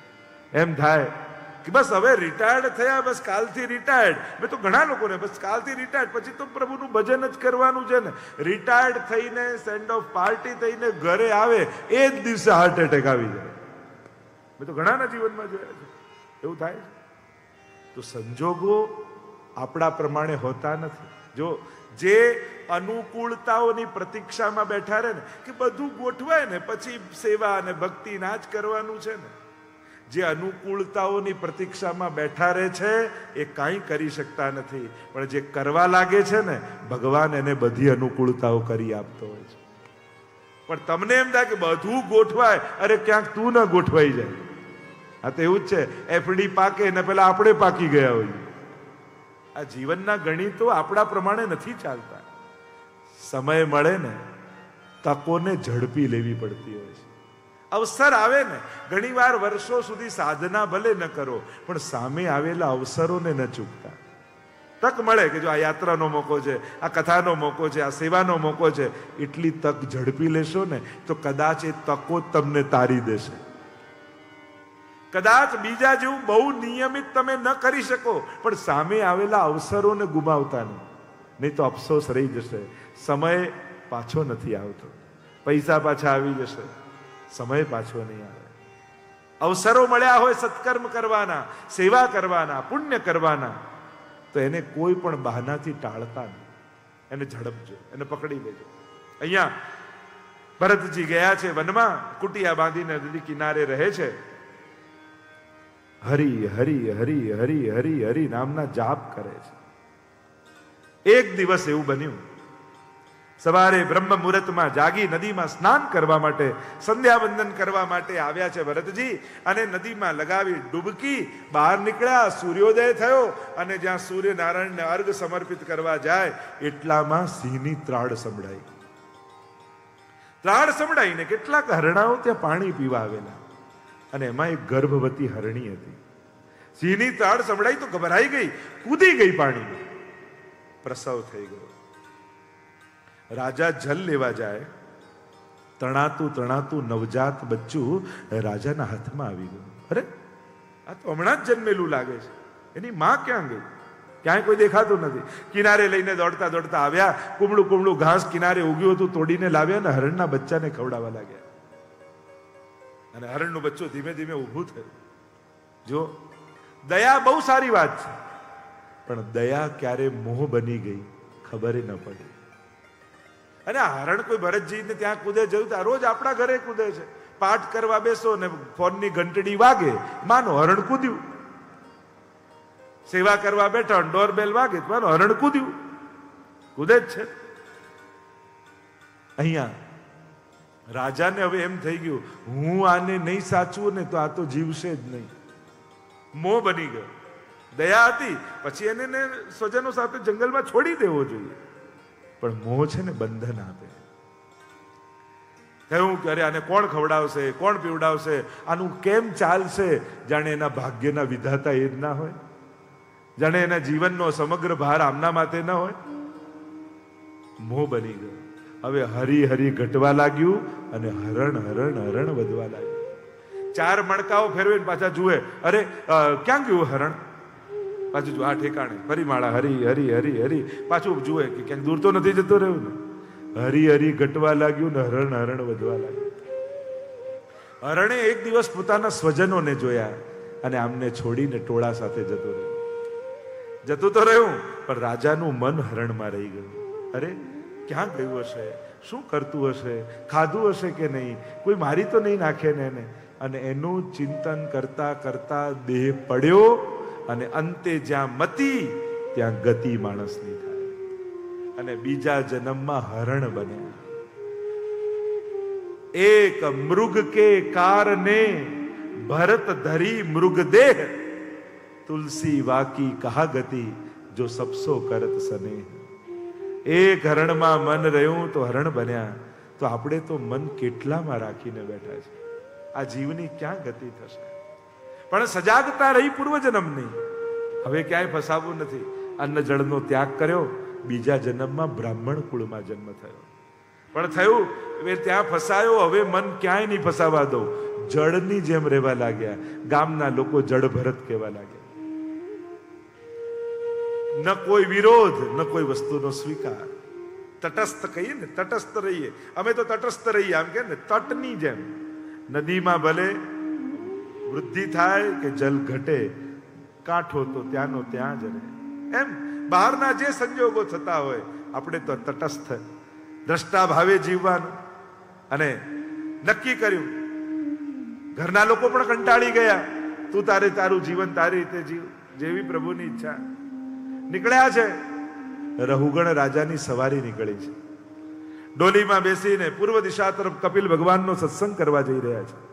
અને ગૌડીય મતમાં એમ માનવામાં આવે, પેલો હરણ હતો ને એનું મન રાજામાં રહી ગયું, એટલે રાજા કરતા કરતા આ એ હરણ રાજા બનીને આવે. કહાર ઉચકીને ડોલી જઈ રહ્યા છે, પાલખી. એટલામાં એક કહાર બીમાર પડી ગયો. રાજાએ કહ્યું, જાઓ કોઈને ગોતી લાવ ડોલી ઉચકનારાને. એટલામાં ભરતજી દેખાયા. તું પાલખી ઉચકીશ? જેવી પ્રભુની ઈચ્છા. નથી કોઈ વિરોધ, નથી કોઈ સ્વીકાર. જોડાઈ ગયા અને રાજાની સવારી ચાલે. સર્વમાં ઈશ્વરના દર્શન કરનારા ભરતજી કીડી મંકોડા જીવ જંતુઓને જતા જુએ ને એમ થાય ક્યાંક મારો પગ ન પડી જાય, એટલે કૂદકો મારે એટલે પાલખી ઊંચી થાય ને ઊંચી થાય એટલે રાજાનું માથું ભટકાય. એક વાર, બે વાર, ત્રણ વાર. હવે રાજાનો પિત્તો કહે, ઉભે રાખો. નીચે ઉતર્યા ને આની સામે ભરતજી સામે આવીને જેમ તેમ બોલવા લાગ્યા. તું દુબળો પાતળો, તારાથી ઉચકાતું નથી, તારાથી ક્યાંથી ઉચકાવાનું? અનેક પ્રકારના અપશબ્દો બોલવા લાગ્યા. ત્યારે ભરતજીને થયું કે હવે પરિચય કરાવવો જોઈએ. આ દુબળો જાડો ગોરો કાળો આ બધા તો દેહના ધર્મો છે, હું તો આત્મા છું. ચોંકી ઉઠ્યા રાજા. આ કોઈ સાધારણ વ્યક્તિ નથી લાગતો, આ કોઈ મહાપુરુષ લાગે છે. સાષ્ટાંગ દંડવત કર્યા છે. આપ કોણ છો? કહ્યું, હું ભારત દેશનો રાજા ભરત હતો. આ રીતે આટલા જન્મોના અંતરાય થયા, મન ફસાયું. આ મન જ બંધન અને મુક્તિનું કારણ છે. મનની ચારે પ્રકારની અવસ્થાની ચર્ચા કરી, તુરીય અવસ્થા સુધીની ચર્ચા કરી. અદ્ભુત ચર્ચા થઈ છે રહુગણ રાજા અને જડ ભરત સાથે. અદ્ભુત સત્સંગ થયો છે. અહીંયા આગળ ભરતવંશ ભવાટવીનું વર્ણન કર્યું છે. ભરત વંશના રાજાઓનું વર્ણન આવ્યું, નવખંડ પ્લક્ષાદી દીપોનું વર્ણન આવ્યું, સૂર્યચંદ્રની ગતિનું વર્ણન આવ્યું, જ્યોતિષ શાસ્ત્રનું વર્ણન ભાગવતમાં આવ્યું. જો જ્યોતિષમાં એ આખું અધ્યાત્મ છે. ઈશની જ્યોતિ અંધકાર છે, ભવિષ્ય જોઈ નથી શકતો માણસ, પણ આ શાસ્ત્ર બેટરી છે, ઈશની જ્યોતિ છે જે ભવિષ્યને જોઈ શકે. એ તો વેદાંગ છે. એ તો લોકોએ ઘણીવાર ખોટા પેલું કરીને શાસ્ત્રોને બદનામ કરતા હોય છે, પણ જ્યોતિષ પણ વેદનું અંગ છે. શિક્ષા, કલ્પ, વ્યાકરણ, નિરુક્ત, છંદ અને જ્યોતિષ, આ છ ને વેદાંગ કહેવામાં આવે છે. વેદના અંગ છે. યજ્ઞ ક્યારે કરવો, કઈ રીતે કરવો, આ બધા અંગ. એમ કહેવાય છે કે ગણિતની શોધ પણ આ જ્યોતિષને કારણે જ થઈ છે. એટલે જ એને ગણિતજ્ઞ કહીએ છીએ. જ્યાંની ગણિત કરીને આજે પણ આ શાસ્ત્રની એવી તાકાત છે કે આજથી 50 વર્ષ પહેલા કોઈ ગ્રહણ આવવાનું છે તો એ કેટલા વાગે લાગશે, કેટલા વાગે છૂટશે, આજે કહી શકાય છે. એવું આપણા શાસ્ત્રોની મહત્તા છે. પણ જો તમે એનું આખું અધ્યાત્મ પણ જો તમને બતાવું ને, એનું આખું અધ્યાત્મ 12 ખાનામાં આખું માણસ કઈ રીતે છે. પહેલું ખાનું એ માણસનું વ્યક્તિત્વ, એની સામે 7મું ખાનું, તું એકલો નથી, તારી પત્ની પણ તારી સાથે છે. 7મું ખાનું પત્નીનું. બીજું ખાનું કુટુંબનું. તો સામે ખાનું દ્વિતીય ખાન ધન સ્થાન, સામે મૃત્યુ. તો ધન કમાવામાં એટલો આંધળો ન બની જતો કે તારી મૃત્યુને ભૂલી જાય, સામે જોતો રહેજે. ત્રીજું ખાનું પરાક્રમનું, તો એની સામે ભાગ્યનું ખાનું 9મું. તું ગમે તેટલું પુરુષાર્થ અને પરાક્રમ કર, ભાગ્યથી વધારે તને નથી મળવાનું. ચોથું સ્થાનનું સુખ સ્થાન, એની સામે કર્મ સ્થાન 10મું સ્થાન. જેટલા કર્મ કરીશ એ પ્રમાણે સુખ મળશે, અને સુખ મેળવવું છે તો તારે કર્મ કરતા રહેવું પડશે. પંચમ સ્થાન એ સંતતિનું સ્થાન, એની સામે એકાદશ સ્થાન. એકાદશ સ્થાન એ લાભ સ્થાન. સાચો લાભ એ સારી સંતતિ જ છે. કારણ કે માણસ ગમે તેટલો પૈસા ટકે સુખી થઈ જાય, પણ જો બાળકોનું દુઃખ એના જીવનમાં હોય ને તો એ ક્યારે સુખી ન થઈ શકે. એ ધનના ઢગલાઓની વચ્ચે પણ એની આંખમાં આંસુ હોય, કારણ કે એની સંતતિ અનુકૂળ નથી. આ એ દુઃખ છે, એ સાચો લાભ સારી સંતતિ છે. અને હું આ કથા માટે ચોક્કસ કહીશ, અમારા બંને એવી સારી સંતતિ મળી છે કે એમના મનોરથોને પૂરા કરી રહી છે. આ તો આપણું સાચું ધન છે કે વડીલોના સંકલ્પો, જ્યારે આ બંને સમીરભાઈ, રાકેશભાઈ જ્યારે પોતાના વડીલોના મનોરથ પૂરા કરવા માટે સંકલ્પિત થઈ પોતાના બધા કાર્યોને છોડી આવો એક સુંદર યજ્ઞ આદરી રહ્યા છે, તો એમને આપણે તાળીઓથી વધાવી લઈએ કે આવી સંતતિ ને આવા બાળકો સમાજને પ્રાપ્ત કરીને પ્રેરણા આપે. છઠ્ઠું સ્થાન રોગ સ્થાન, શત્રુ સ્થાન, તો 12મું એની સામે વ્યય સ્થાન. જો જીવનમાં શત્રુ અને રોગ, કોર્ટ કચેરી આવ્યા, ભેગું કરેલું બધું જતું રહેવાનું. એમ અત્યારે વિસ્તાર નથી કરતો, પણ આખું એક અધ્યાત્મ, એક તત્વજ્ઞાન તમારી આખી કુંડળીમાં છે. જ્યોતિષ શાસ્ત્ર તો છે, એની સાથે સાથે તમને અધ્યાત્મ પણ શીખવે છે. જ્યોતિષ શાસ્ત્ર નર્કનું વર્ણન આવ્યું. નર્કમાં કેવી પ્રતાડના માણસે ભોગવવી પડે છે. જો એક વસ્તુ યાદ રાખો, આપણે બધા સનાતન ધર્મીઓ છે અને એટલા માટે આપણે પાપ અને પુણ્યમાં માનીએ છીએ. આપણે મૂર્તિ પૂજામાં માનીએ છીએ, આપણે વિધિ વિધાનમાં માનીએ છીએ, આપણે ષોડશ સંસ્કારમાં માનીએ છીએ, આપણે વેદને માનીએ છીએ, આપણે પુનર્જન્મને માનીએ છીએ, આપણે ભાગ્યમાં માનીએ છીએ, આપણે સ્વર્ગ અને નરકમાં પણ માનીએ છીએ. આ આપણી બધાની માન્યતા છે, આ આપણા બધાની શ્રદ્ધા છે, જેમાં આપણે માનીએ છીએ. શાસ્ત્રો આ બધી આજ્ઞાઓ કરે છે. તો પાપ કરે છે માણસ ત્યારે એને નરકની યાતના, અને નરક કદાચ કોઈ લોક ન હોય તો અહીંયા પણ નરકની ગતિ એને થઈ શકે છે. અનેક પ્રકારના નરકના અનુભવોના જીવનમાં અનુભવ એને થઈ શકે છે. તો આ બધી ગતિઓના વર્ણન આવ્યા. પંચમ સ્કંદને વિરામ કરીએ. બોલો ગોવર્ધન નાથ કી જય, ભાગવત ભગવાન કી જય. ષષ્ઠ સ્કંદ પોષણ લીલા. છઠ્ઠો સ્કંદ પોષણ લીલા છે. પોષણનો અર્થ થાય પોષણમ તદનુગ્રહ. પોષણનો અર્થ થાય અનુગ્રહ, પુષ્ટિ. આપણે એમ કહીએ ને, આપણો પુષ્ટિ માર્ગ. પુષ્ટિ માર્ગ એટલે કૃપાનો માર્ગ, અનુગ્રહનો માર્ગ. આપણે એમ માનીએ છીએ અમારી ઈચ્છાથી અહીંયા કંઈ થવાનું નથી, મારી ઈચ્છાથી પાઠ નહીં થાય, મારી ઈચ્છાથી સેવા નહીં થાય, મારી ઈચ્છાથી કથામાં નહીં અવાય. ઠાકોરજી કૃપા કરશે ને તો આપમેળે પાઠ કરવાની ઈચ્છા થશે. ઠાકોરજી કૃપા કરશે ને તો જ સેવામાં અવાશે. ઠાકોરજી કૃપા કરશે તો જ કથા સંભળાશે. મૂળમાં જ્યાં કૃપા માનીએ છે એ આ કૃપાનો માર્ગ. આપણા પ્રયાસોથી પ્રભુ નહીં મળે, એના અનુગ્રહથી પ્રભુની પ્રાપ્તિ થશે. આપણા પ્રસંગ નથી આવતો વાર્તામાં. અકબર બીરબલને પૂછે છે કે ખુદા કેસે મિલે. જો પુષ્ટિ માર્ગની શ્રેષ્ઠતા 500 વર્ષથી જો વિચાર કરીએ તો અકબર બાદશાહના શ્રેષ્ઠીઓના 9 રત્નો હતા. એ 9 રત્નોમાંથી પણ કે 4 ને 5 તો ગુસાઈજીના સેવક હતા. ત્યાંથી જો પુષ્ટિ માર્ગના ગૌરવ અને ભારત વર્ષના પ્રદાન, વૈષ્ણવ ધર્મનું શું પ્રદાન ભારત વર્ષને રહ્યું છે, એ ત્યાંથી જો ગણતા આવીએ ને તો કેટલું મોટી, એક બહુ મોટી ફિલોસોફી, એક બહુ મોટી વિચારધારા મહાપ્રભુજી ને ગુસાઈજીએ આ ભારત વર્ષને આપી છે. આજે પણ હજારો ગામડા એવા છે કે જેમાં ગવર્મેન્ટ એમ કે છે હજી ત્યાં અમે વીજળી પહોંચાડી શક્યા નથી, રોડ રસ્તા પહોંચાડી શક્યા નથી. એવા ગામડાઓમાં જ્યાં રોડ નથી ગવર્મેન્ટ પહોંચાડી શકી, ત્યાં ધર્મ પહોંચાડવાનું કામ આપણા આચાર્યોએ 500 વર્ષ પહેલા કરેલું છે. ત્યારે કોઈ મેપ થોડી હતા, ત્યારે ગૂગલ મેપ હતા કોઈ? અહીંયાથી આમ જવું. આ મહાપ્રભુજીનો પરિશ્રમનો વિચાર તો કરો. 11 વર્ષની આયુમાં એક ધોતી ઉપરના ધારણ કરી એક આચાર્ય ભારત વર્ષના જગતના ઉદ્ધાર માટે ઘર છોડીને નીકળે.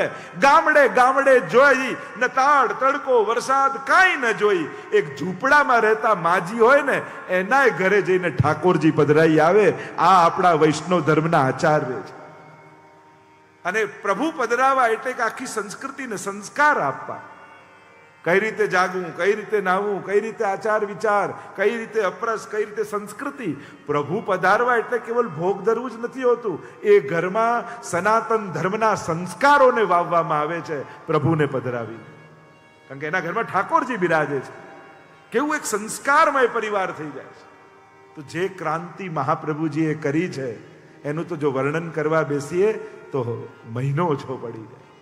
અને આ સમજવાની જરૂર છે સમાજે કે જે યોગદાન રહ્યું છે વૈષ્ણવ સંપ્રદાયનું આ ભારતીય સંસ્કૃતિને સમૃદ્ધ બનાવવામાં, એ બેજોડ રહ્યું છે. તો એની તો ચર્ચા ક્યારેક નીકળશે ત્યારે કરીશું. અહીંયા જે ચર્ચા કરી રહ્યા છે પોષણમ, તો બિરબલ અકબર પૂછે છે ખુદા कैसे मिले, ખુદા કઈ રીતે મળે? અરે બિરબલે કહ્યું મને એમ તો ખબર નથી, પણ મારા ગુરુદેવ ગુસાઈજીને જઈને પૂછ્યું. બિરબલ પણ ગુસાઈજીના સેવક હતા. પછી એમનાથી એકવાર અપરાધ થયો, ગુસાઈજીએ ત્યાગ કર્યો અને ત્યારે દિને ઇલાહી જે ધર્મ સ્થાપ્યો અકબર બાદશાહ એનું ગ્રહણ કર્યું. એવા આખા ઇતિહાસના બધા ચરિત્રો છે.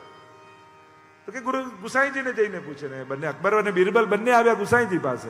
પ્રશ્ન કર્યો જયરાજ ખુદા कैसे मिले? ત્યારે ગુસાઈજીએ કહ્યું જૈસે તુમ હમકો મિલે, જેમ તમે અમને મળ્યા ને ખુદા એ રીતે જ મળે. કે સમજમાં ના આવી વાત કે જો અમે પ્રજા છીએ, તમે રાજા છો, અમારે તમને મળવું હોય તો કેટલી પરવાનગીઓ કઢાવવી પડે, કેટલી પરમિશનો લેવી પડે, કેટલાની ઓળખાણ કઢાવવી પડે, કેટલાને પૂછવું પડે, ત્યારે જઈને તમે મળો. પણ તમારે કોઈને મળવું હોય તો કોઈને પૂછવાની જરૂર નહીં. જે ટાઈમ તમને ગમે એ ટાઈમે એને ત્યાં પહોંચી જાઓ. બસ ભગવાન પણ એ રીતે જ મળે. આપણે ગોતવા નીકળીએ તો જન્મારાઓ જતા રહે, પણ એને જો ઈચ્છા થાય તો કોઈ સેકન્ડે આવીને ભક્તને મળી જાય. યમે વૈશે વૃણુતે તેન લભ્ય, જે શાસ્ત્ર કહે છે ને પ્રભુ જેના વર્ણનો વિચાર કરે એને જ પ્રાપ્ત થાય. આજ છે પોષણ લીલા, પુષ્ટિ લીલા.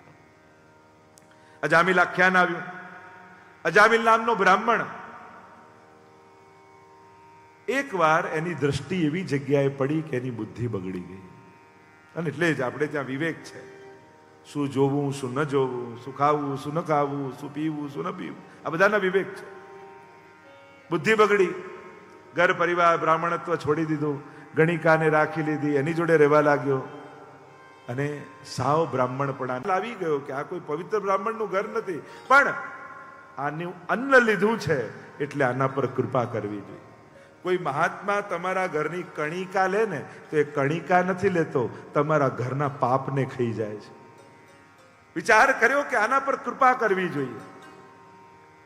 કહ્યું કે તમે ભોજન તો કરાવ્યું પણ દક્ષિણા તો આપ. એટલે ગણિકા કહેવા લાગી કે અમારી પાસે તો કાંઈ નથી આપવાનું, અમારે બીજું કાંઈ નથી જોઈતું, એટલું વચન આપ દક્ષિણામાં. તારે જે બાળક થાય એનું નામ તું નારાયણ રાખજો. મહાત્માઓને થયું કે એમ તો ભગવાનનું નામ અજામિલ નહીં લે, પણ પુત્રને મોવશ પણ જો નારાયણ 4 વાર બોલશે ને તોય ભગવાન કૃપા કરી દેશે. બાળક થયું, નામ રાખ્યું નારાયણ. અને અજામિલને એટલું વાલું, આખો દિવસ નારાયણ અહીંયા આવો, નારાયણ આ કર, નારાયણ આ લાવો. આખો દિવસ નારાયણ નારાયણ નારાયણ નારાયણ ચાલ્યા. 88 વર્ષનો થયો અજામિલ. યમદૂતો દેખાયા, ગભરાયો અને ડર લાગ્યો એટલે પોતાના પુત્રને બૂમ પાડી, હે નારાયણ. દીકરાએ તો ન સાંભળ્યું, પરમ પિતાએ સાંભળી લીધું. અને ભગવાને પોતાના પાર્ષદોને મોકલ્યા છે, અહીંયાથી યમરાજાએ યમદૂતોને મોકલ્યા છે. બંનેની વચ્ચે સંવાદ થયો છે. યમદૂતો કહે આ બ્રાહ્મણ હોવા છતાં બ્રાહ્મણનું કર્તવ્ય કર્યું નથી, આને તો યમલોક લઈ જઈશું. પાર્ષદો કહેવા લાગ્યા પણ આણે અંત સમયમાં ભગવાનના નામનો પુકાર કર્યો છે. અરે કોઈ પણ ભાવે ભગવાનને બોલાવો. ભગવાનનું નામ તો અગ્નિ જેવું છે. અગ્નિમાં જાણતા લાકડું નાખો કે અજાણતા પડી જાય, એ તો બાળી જ નાખે છે. ભાઈ કુભાઈ અનખ આલસહુ, કોઈ પણ રીતે લીધેલું પ્રભુનું નામ ક્યારે નકામું જતું નથી. આને પ્રભુનું નામ લીધું છે, આના પર તો ઠાકોરજીની કૃપા થશે. ભગવાનના નામનો મહિમા બતાવ્યો છે. આગળ દક્ષ દ્વારા ભગવાનની સ્તુતિ, નારદજીના શ્રાપનું વર્ણન આવ્યું, દક્ષ પ્રજાપતિની 60 કન્યાના વંશનું વર્ણન આવ્યું, ઇન્દ્ર દ્વારા અપમાન થયું ગુરુનું, અને બૃહસ્પતિએ ગુરુનું દેવતા પદ, દેવતાઓનું ગુરુપદ ત્યાગી દીધું. જો દેવોના ગુરુ છે બૃહસ્પતિ અને દાનવોના ગુરુ છે શુક્રાચાર્ય, અને એટલે જ એ પ્રમાણે બધાના વાર હોય શુભ. અને જ્યારે દેવતાએ ના ગુરુ બૃહસ્પતિએ અપમાન લાગ્યું અને ગુરુપદ ત્યાગી દીધું તો નગુરા થઈ ગયા. શાસ્ત્રોમાં નગુરા રહેવું પણ એક ગાળ છે કે આનો કોઈ ગુરુ નથી, બહુ ખરાબ માનવામાં આવે શાસ્ત્રોમાં. આ નગુરો છે, આને કોઈ ગુરુનો આશ્રય નથી. અને હવે રક્ષા કોણ કરે? ડર્યા, અરે દાનવો ચડાઈ કરી દેશે તો વિશ્વરૂપને ગુરુપદ આપ્યું અને વિશ્વરૂપ ગુરુ બન્યા. નારાયણ કવચની વિદ્યા વિશ્વરૂપે દેવતાઓને આપી. નારાયણ આજે પણ વૈષ્ણવી પરંપરામાં નારાયણ કવચનું બહુ મહાત્મ્ય. જ્યારે પણ કાંઈ પણ કોઈ સંકટ આવે, રોગ આદિ આવે તો વિશેષ રૂપે નારાયણ કવચનો વૈષ્ણવ પાઠ કરતા હોય છે. એને ઝાડની છાલમાં ભોજપત્રમાં લખીને ધારણ પણ કરાતું હોય છે. ભાગવતનો એ આખો કવચ છે. પણ માં અસુર કુળની હતી વિશ્વરૂપની, એટલે યજ્ઞમાંથી જે ભાગ મળે એ અસુરોને આપી દેતા. થોડો ઇન્દ્રને ખબર પડી, અરે દગો કરે છે, વજ્ર લઈ શિરચ્છેદ કરી દીધો. ગુરુની હત્યા થઈ ગઈ, 4 ભાગમાં વાટી દીધી. વિશ્વરૂપના પિતા હતા ત્વષ્ટા. એને થયું કે મારા પુત્રને માર્યો છે, ઇન્દ્રને નહીં છોડું. યજ્ઞમાંથી ઇન્દ્રને મારે એવો પુત્ર પ્રગટ કરીશ. યજ્ઞ કર્યો છે, યજ્ઞના મંત્રમાં ભૂલ પડી, ઇન્દ્રને મારે એની જગ્યાએ ઇન્દ્રથી મરે એવો વૃત્રાસુર પ્રગટ થયો. વિશાળ છે, વિકરાળ છે, પણ ભક્તિ રૂપ છે. મહાપ્રભુજી ત્યાં સમજાવે છે, વૃત્રાસુરનો વધ થતા ભક્તિનો પ્રચાર ભૂતલ પર થયો. એની ભીતર ભક્તિ પુરાયેલી હતી. ભીતર છલોછલ ભક્તિ છે. અને એટલે જ્યારે વૃત્રાસુરની ચતુશ્લોકી ગાઈએ ને તો એને અસુર કહેવાની ઈચ્છા ન થાય. તમે એમ ન માનતા કે દેવ કુળમાં જ ભક્તો થયા છે.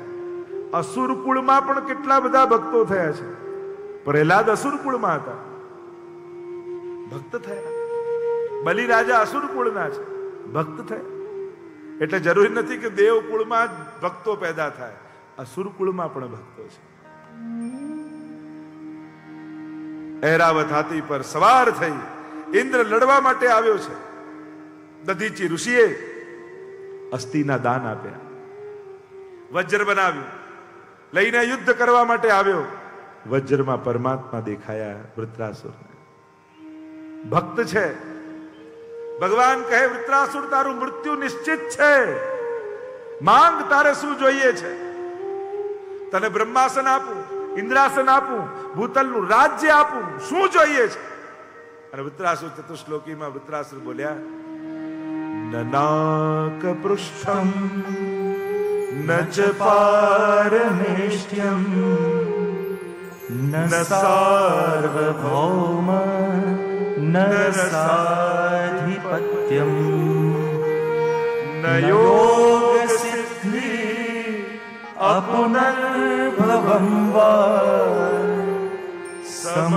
સમંજસત્વા વિરહય કાંક્ષે.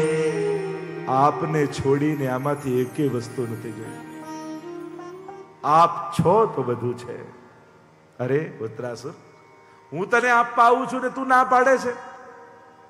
પ્રભુ આપવો હોય ને તો આપના માટે પ્રેમ આપો. કેવો પ્રેમ? અજાત પક્ષા ઇવ માતરમ ખગા સ્તન્યમ યથાવસતરાર્ક્ષુધાર્તા પ્રિયમ પ્રિયેવ વ્યુષિતમ વિષન્ના મનોરવિંદાક્ષદિદૃક્ષતે ત્વામ.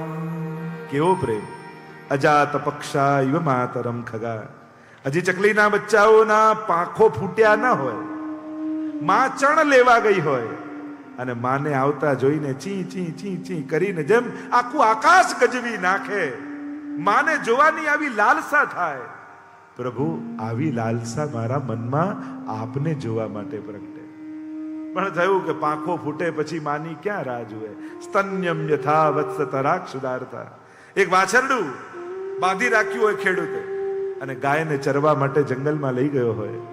સંધ્યાકાળનો સમય થાય ને ભૂખ્યું થયેલું વાછરડું ચારે બાજુ માને ગોતતું હોય, વ્યાકુળ બન્યું હોય મા માટે, અને પોતાની માને આવતી જુએ અને વાછરડાને છોડે ખેડૂત, અને જે કૂદકાઓ મારે એની માની આજુબાજુ, માને મળવાનો માનો મહોત્સવ માને. પ્રભુ આપને જોઈને આવી ઉત્કંઠા મારા મનમાં જાય. પણ થયું કે દૂધ પીવાનું છોડે પછી ક્યાં ગાય માની પ્રતીક્ષા વાછરડું કરતું રહે. એટલે કહ્યું પ્રિયમ પ્રિયેવ વિષિતમ વિષણ્ણા. એક પ્રિયા જેમ પ્રિયતમની પ્રતીક્ષા કરતી રહે, હું પણ આપની એ જ રીતે પ્રતીક્ષા કરતો. બસ આપની જ પ્રતીક્ષા જીવનમાં રહે. એક કન્યા પોતાના પ્રિયતમને જોઈને મળવા માટે દોડી, અને મળવા દોડી તો નીચે કોઈ નમાજ પડતું હતું, એને ખબર ના પડી, એની પીઠ ઉપર પગ મૂકીને દોડી ગઈ. પાછી આવી એટલે પેલો નમાજ પડતો હતો, એને કહ્યું કે તને આટલું ભાન નથી? હું વળેલો હતો, ઝૂકેલો હતો, બંદગી કરતો હતો, મારી પીઠ ઉપર પગ મૂકીને જતી રહી, તને ભાન ન રહ્યું કે નીચે કોણ છે? ત્યારે પેલી કન્યાએ કહ્યું ક્ષમા કરજો, હું મારા પ્રિયતમને મળવા માટે એટલી લાલાયિત થઈ ગઈ હતી કે મને એ લૌકિક પ્રિયતમ હતો, છતાં એના માટે એવી હું ઘેલી થઈ કે હું દોડી, અને મને ભાને ન રહ્યું કે નીચે કોણ હતું. તો તમે તો તમારા અલૌકિક પ્રિયતમ જોડે હતા, તમને કેમ ભાન રહ્યું કે ઉપરથી કોઈ ગયું છે? જાકો મન લાગ્યો ગોપાલ સો તાહી ઓર કેસે ભાવે. એને ક્યાં ભાન રહે? આપણે ત્યાં કેવા કેવા સુંદર પ્રસંગો, અનેક ભગવદીઓના ચરિત્રોમાં તમે જુઓ કેવા સુંદર પ્રસંગો આવે છે, કેવા પ્રભુમય થઈ ગયા હતા. પ્રભુ જેની પ્રતીક્ષા કરતા હોય, મેરો ગજ્જન આએગો તભી રાજભોગ આરૂંગો. પાન લેવા માટે પડી ગયા. પ્રભુ વગર જીવ ન રહે એ તો સાંભળ્યું છે, અહીંયા તો ઊંધું છે, પ્રભુ જીવ વગર નથી રહેતા. એવી આસક્તિ થઈ ગઈ છે ભક્તો. પ્રભુ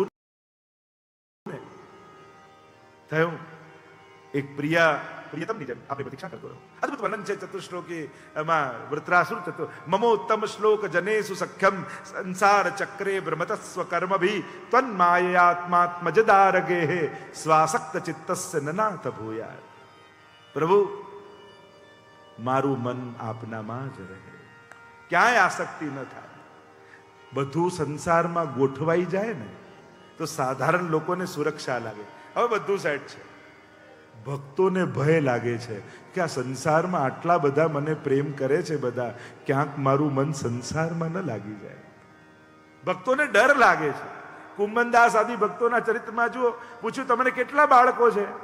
તો કે 1.5 બાળકો, 1.5 દીકરા છે. અરે તમારે તો 7 છે એમ ખબર પડી કે 5 તો પ્રભુની ભક્તિ કરતા જ નથી.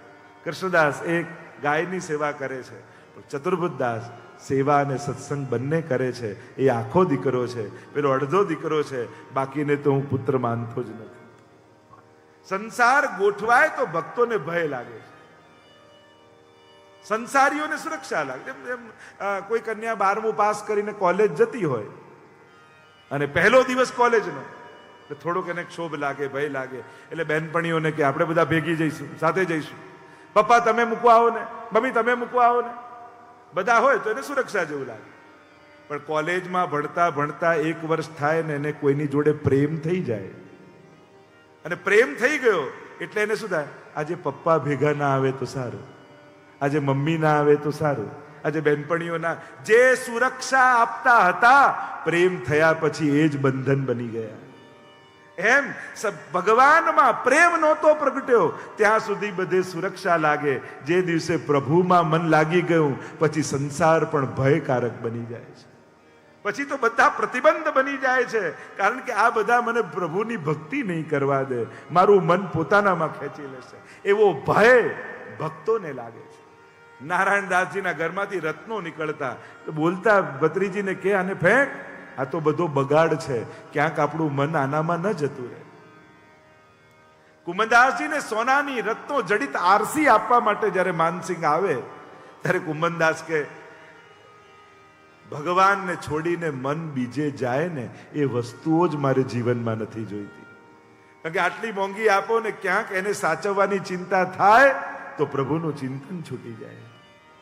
મને તો ભરોસો મારા શ્રીજી ઉપર છે, બધાનું પૂરું કરે છે તો એના ભક્તોનું પૂરું નહીં કરે. આ ભરોસો. જો આજ સુધી તમારા બધા કાર્યો પ્રભુ કરતા આવ્યા જ છે ને, કોઈ ને કોઈ રૂપે, કાંઈ ને કાંઈ રૂપે થયું જ છે ને બધું. તો જે આજ સુધી કરતો આવ્યો તમારી રક્ષા, એ આગળ તમારી રક્ષા નહીં કરે? કોઈ ગ્રંથને વાંચવાની નથી કહેતો, તમારા જીવનને વાંચવાનું કહું છું. કેવા કેવા સંજોગો આવ્યા, છતાંય ઠાકોરજીએ બધેથી કાઢ્યા જ ને, બધેથી તાર્યા જ ને. તો આજ સુધી જે કરતો આવ્યો એ આગળ પણ કરશે. વિશ્વાસ રાખજો, ભરોસો રાખજો. આગળ ચિત્રકેતુનું આખ્યાન આવ્યું, અદિતિ દીતિના સંતાનોની ઉત્પત્તિ, પુંસવન વિધિનું વર્ણન આવ્યું. ષષ્ઠ સ્કંદને વિરામ આપીએ. બોલો ગોવર્ધન નાથ કી જય, ભાગવત ભગવાન કી જય. સપ્તમ સ્કંદ ઊતી લીલા, 15 અધ્યાય. ઊતીવત કર્મ વાસના, એમ મહાપ્રભુજી કહે છે. 3 પ્રકારની વાસનાઓ હોય: સદવાસના, અસદવાસના અને મિશ્ર વાસના. દેવતાઓની સદવાસના છે, અસુરોની અસદવાસના છે અને મનુષ્યોની મિશ્ર વાસના છે. પ્રશ્ન કર્યો, મહારાજ ગુરુદેવ, આ ભગવાન દેવોનો પક્ષપાત કરે છે અને અસુરોને મારે છે, તો ભગવાન પક્ષપાતી ના કહેવાય? દેવોને બચાવે ને અસુરોને મારે. તો કહ્યું કે આવો જ પ્રશ્ન છે ને રાજસુ યજ્ઞ સમયે યુધિષ્ઠિરે કર્યો હતો અને એના ઉત્તરમાં પ્રહલાદજીનું આખ્યાન સંભળાવ્યું. હિરણાક્ષને માર્યો પરમાત્માએ, એટલે એના ભાઈ હિરણ્યકશિપુને એમ થયું, મારા ભાઈને મારવાનો બદલો હું લઈશ, નહીં છોડું આ વિષ્ણુને. તપ કરવા માટે ગયો, ભયંકર તપ કર્યું, કઠોર તપ કર્યું. અહીંયા એના પત્ની કયાધુ ગર્ભવતી છે અને નારદજી સાથે એમનો સત્સંગ થયો અને નારદજીના સત્સંગનો એવો પ્રભાવ બન્યો, ગર્ભમાં રહેલા બાળકમાં ભક્તિના સંસ્કારો આવી ગયા. આ પ્રભાવ એવો ભગવતીઓનો, કારણ કે મહત સંગસ્તુ દુર્લભો અગમ્ય અમોઘશ્ચ. નારદજી ભક્તિ સૂત્રમાં કહે છે, મહદનો સંગ દુર્લભ છે પણ અમોઘ છે. મહાપુરુષો જલ્દી મળે નહીં, પણ મળ્યા હોય ને તેમનો સંગ ક્યારે પણ નિષ્ફળ જાય નહીં. કોઈક ને કોઈક પ્રભાવ મહાપુરુષના સાનિધ્યનો મળે જ છે. દરેક વસ્તુ હાથમાં જ ન મળે, ઘણી વસ્તુ ગુરુ ભાગ્યમાં પણ લખી દેતો હોય છે. એ સમયાંતરે સામે આવતું હોય છે. ઘણીવાર પ્રભુ હાથમાં ના આપે પણ ભાગ્યમાં લખીને આપે, એટલે ફરતું ફરતું તમારી પાસે આવી જાય. અને એટલા માટે ત્યારે યાદ રાખવું, આ મારા મહેનતનું ફળ નથી, આ ઠાકોરજીના આશીર્વાદનું ફળ છે. અહીંયા હિરણ્યકશિપુએ તપ કર્યું, બ્રહ્માજી પ્રસન્ન થયા, માંગ. કહ્યું, ઘરે ન મરું, ઘરની બહાર ન મરું, પશુથી ન મરું, મનુષ્યથી ન મરું, અસ્ત્રથી ન મરું, શસ્ત્રથી ન મરું, 12 મહિનામાં ક્યારે ન મરું, દિવસે ન મરું, રાત્રે ન મરું. લાંબુ લિસ્ટ આપ્યું. બ્રહ્માજીએ કહ્યું, તથાસ્તુ. જો મને તો ઘણીવાર એમ થાય, હવે ભગવાનના આવવાના બધા રસ્તા બંધ કરી દીધા હિરણ્યકશિપુ. છતાંય પ્રભુ ભક્તો ઉપર કૃપા કરવા માટે કેવા રસ્તાઓ શોધીને આવી જતો હોય છે. હવે તો ખબર પડી કે હવે તો અમર થઈ ગયો, પ્રજામાં ઢંઢેરો પીટાવી દીધો. રાજા જ ભગવાન છે, ભજવું હોય, નામ લેવું હોય તો રાજાનું લો. આ કોઈ વિષ્ણુ વિષ્ણુ નથી, બંધ કરો ભગવાનનું નામ. પ્રહલાદમાં ભક્તિના સંસ્કાર છે. અસુર નીતિ ભણાવવા માટે શુક્રાચાર્યના પુત્રોને બોલાવ્યા, શિષ્યોને બોલાવ્યા છે. ભણાવીને જાય ને એટલે પ્રહલાદજી બધાને ભેગા કરીને ભગવત નામનું સંકીર્તન કરે, પ્રભુનું નામ જપે. એકવાર પિતાએ બોલાવ્યા પ્રહલાદને, આવો બેટા. ગોદમાં બેસાડ્યો પ્રહલાદને. પૂછ્યું, બેટા શું ભણ્યો? પિતાજી, ભક્તિ ભગવાનની 9 પ્રકારની હોય છે. શ્રવણમ કીર્તનમ વિષ્ણોહો, સ્મરણમ પાદ સેવનમ, અર્ચનમ વંદનમ દાસ્યમ, સખ્યમ આત્મનિવેદનમ. અરે આ બધું ક્યાંથી શીખીને આવ્યો? પ્રહલાદજીએ 9ધા ભક્તિ ગણાવી કે પ્રભુની 9 પ્રકારની ભક્તિ છે. જો મહાપ્રભુજીએ કેવી કૃપા કરી, 2 કલાકની સેવામાં આ 9ધા ભક્તિને મહાપ્રભુજીએ વણી લીધી. જુદી જુદી કરવા જવાની જરૂર ન પડે. શ્રવણ ભક્તિ કરવા બેઠા, ત્યાર પછી કીર્તન ભક્તિ કરવા બેઠા, ત્યાર પછી સ્મરણ ભક્તિ કરવા બેઠા, ત્યાર પછી અર્ચન ભક્તિ. આમ જુદી જુદી કરવાની જરૂર. જે પુષ્ટિ માર્ગીય પ્રણાલિકા પ્રમાણે સેવા કરે ને એની 9ધા ભક્તિ આવી જાય. શ્રવણમ, કોઈ જગાવવાના કીર્તન ગાય એટલે આપણે સાંભળીએ શ્રવણ. કીર્તનમ, આપણે પણ એની સાથે જગાવવાનું ગાઈએ. સ્મરણમ, જગાવતા પહેલા મહાપ્રભુજી યમુનાજીનું સ્મરણ કરીએ. શ્રવણમ કીર્તનમ વિષ્ણુ, સ્મરણમ પાદ સેવનમ. પ્રભુને સીધા નથી જગાડાતા, ચરણમાં મસ્તક પર હાથ ફેરવી, ચરણ દબાવી, એવા ભાવ યા ચરણ વંદના, ચરણ સ્પર્શાદી, પાદ સેવનમ. અર્ચનમ, વિવિધ પ્રકારના ભોગ ધરીએ. વંદનમ, પહેલા દંડવત કરાય અને પછી મંદિર ખોલાય. કારણ કે મંદિર પણ અક્ષર બ્રહ્મનું સ્વરૂપ છે. જેમ પૂર્ણ પુરુષોત્તમ ઠાકોરજી છે ને, એમ ભગવદ મંદિર પણ ભગવાનનું સ્વરૂપ છે. કદાચ હવેલીએ જાઓ અને દર્શન બંધ થઈ ગયા હોય ને તો એના પગથિયામાં માથું અડાડીને આવો ને તો એ તમારા દંડવત ઠાકોરજી સુધી પહોંચી જાય. ભગવદ મંદિર બ્રહ્મ, અક્ષર બ્રહ્મ રૂપ કહેવાય છે. એટલે મંદિરને સાધારણ નહીં માનો. આનો બહુ મોટો ભાવ આપણે ત્યાં ભાવના છે. અને ક્યારે ઠાકોરજી માટે એમ ન બોલાય ઠાકોરજીના દર્શન બંધ થઈ ગયા. પ્રભુના દર્શન ભક્તો માટે ક્યારે બંધ નથી થતા. આપણે ત્યાં બોલાય છે એવું કે ટેરો આવી ગયો. આ ટેરો છે ને માયા રૂપ છે, માયાનું આવરણ આવે છે. ભગવાન ક્યારે ભક્તો માટે દૂર થતા નથી, બંધ થતા નથી. તો પાદ સેવનમ, અર્ચનમ, વંદનમ, દાસ્યમ. તમે મંદિર વસ્ત્ર કરો, બુહારી કરો, આ દાસ્ય ભક્તિ. સખ્યમ, જો સાખ્ય ભક્તિ ઠાકોરજી દાના. જે દિવસે તમને એમ થાય કે આજે તો લગ્નમાં જવાનું છે ને બહુ ઉતાવળ છે એટલે જલ્દી શૃંગાર ધરી દઉં, ભોગ ધરીને પોડાડીને નીકળી જાઉં, એ જ દિવસે ઠાકોરજી નેત્ર ખોઈ નાખશે, નકવેસર ખોઈ નાખશે, ચીબુક ખોઈ નાખશે અને અડધો કલાક ગોતવામાં જતો રહેશે. પ્રભુ કે લે કર ઉતાવળ. ત્યારે માનવું કે ઠાકોરજી આપણી જોડે ખેલી રહ્યા છે, સાખ્ય ભક્તિનું દાન કરી રહ્યા. સખ્યમ અને આત્મનિવેદનમ. જ્યારે રાજભોગ ધરો ને ત્યારે હાથમાં તુલસી દળ લઈએ, ગદ્ય મંત્ર બોલીએ, પંચાક્ષર 3 વાર બોલીએ અને તુલસી દળ ઠાકોરજીના ચરણોમાં ધરો. એ છે આત્મનિવેદન ભક્તિ. જે કાંઈ પણ આજ સુધી મેં મારું માન્યું છે એ આત્મા સહિત પ્રભુ આપને સમર્પિત થાઉં છું. હે કૃષ્ણ, હું તારો દાસ છું, તારો છું. હે કૃષ્ણ, હું તારો છું.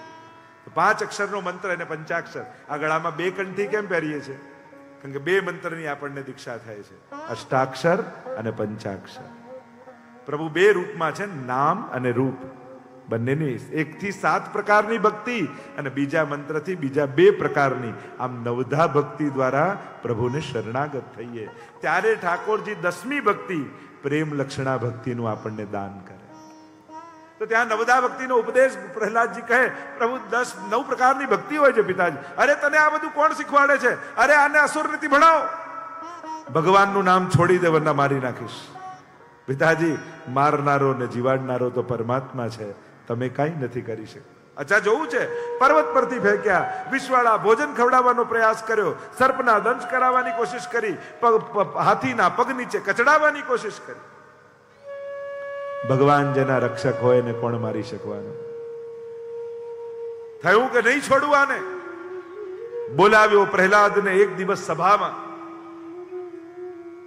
ધગધગતો થાંભલો છે. પ્રહલાદ, ક્યાં છે તારો પરમાત્મા? તું જેનું નામ લે છે બતાવ. પિતાજી, પ્રશ્ન જ ખોટો છે. એ ક્યાં નથી? થાંભલામાં છે. હા પિતાજી, થાંભલામાં છે. જો થાંભલામાં હોય તો ભેટ જઈને મારે જોવો છે તારા પરમાત્મા. અને પ્રહલાદજી તો પ્રસન્ન થઈ ગયા. પ્રભુ કૃપા કરજો, પહેલી વાર મારા પિતાને આપના દર્શનની ઈચ્છા થઈ છે. ધીમે ડગલે આગળ વધતા પ્રહલાદ જાણે દુંદુબીઓના નાદ વાગવા લાગ્યા, દેવતાઓ મંગલ ધ્વનિ કરવા લાગ્યા, પર્વતના શિખરો તૂટવા લાગ્યા, ગુર્રાટીઓના સ્વર આવવા લાગ્યા થાંભલામાંથી, અને જ્યાં પ્રહલાદ બાત વિડવા જાય કડક દઈને શોર થયો અને નરસિંહ ભગવાન પ્રગટ થયા. અંબરી ચલતે પ્રગટે નર હરી,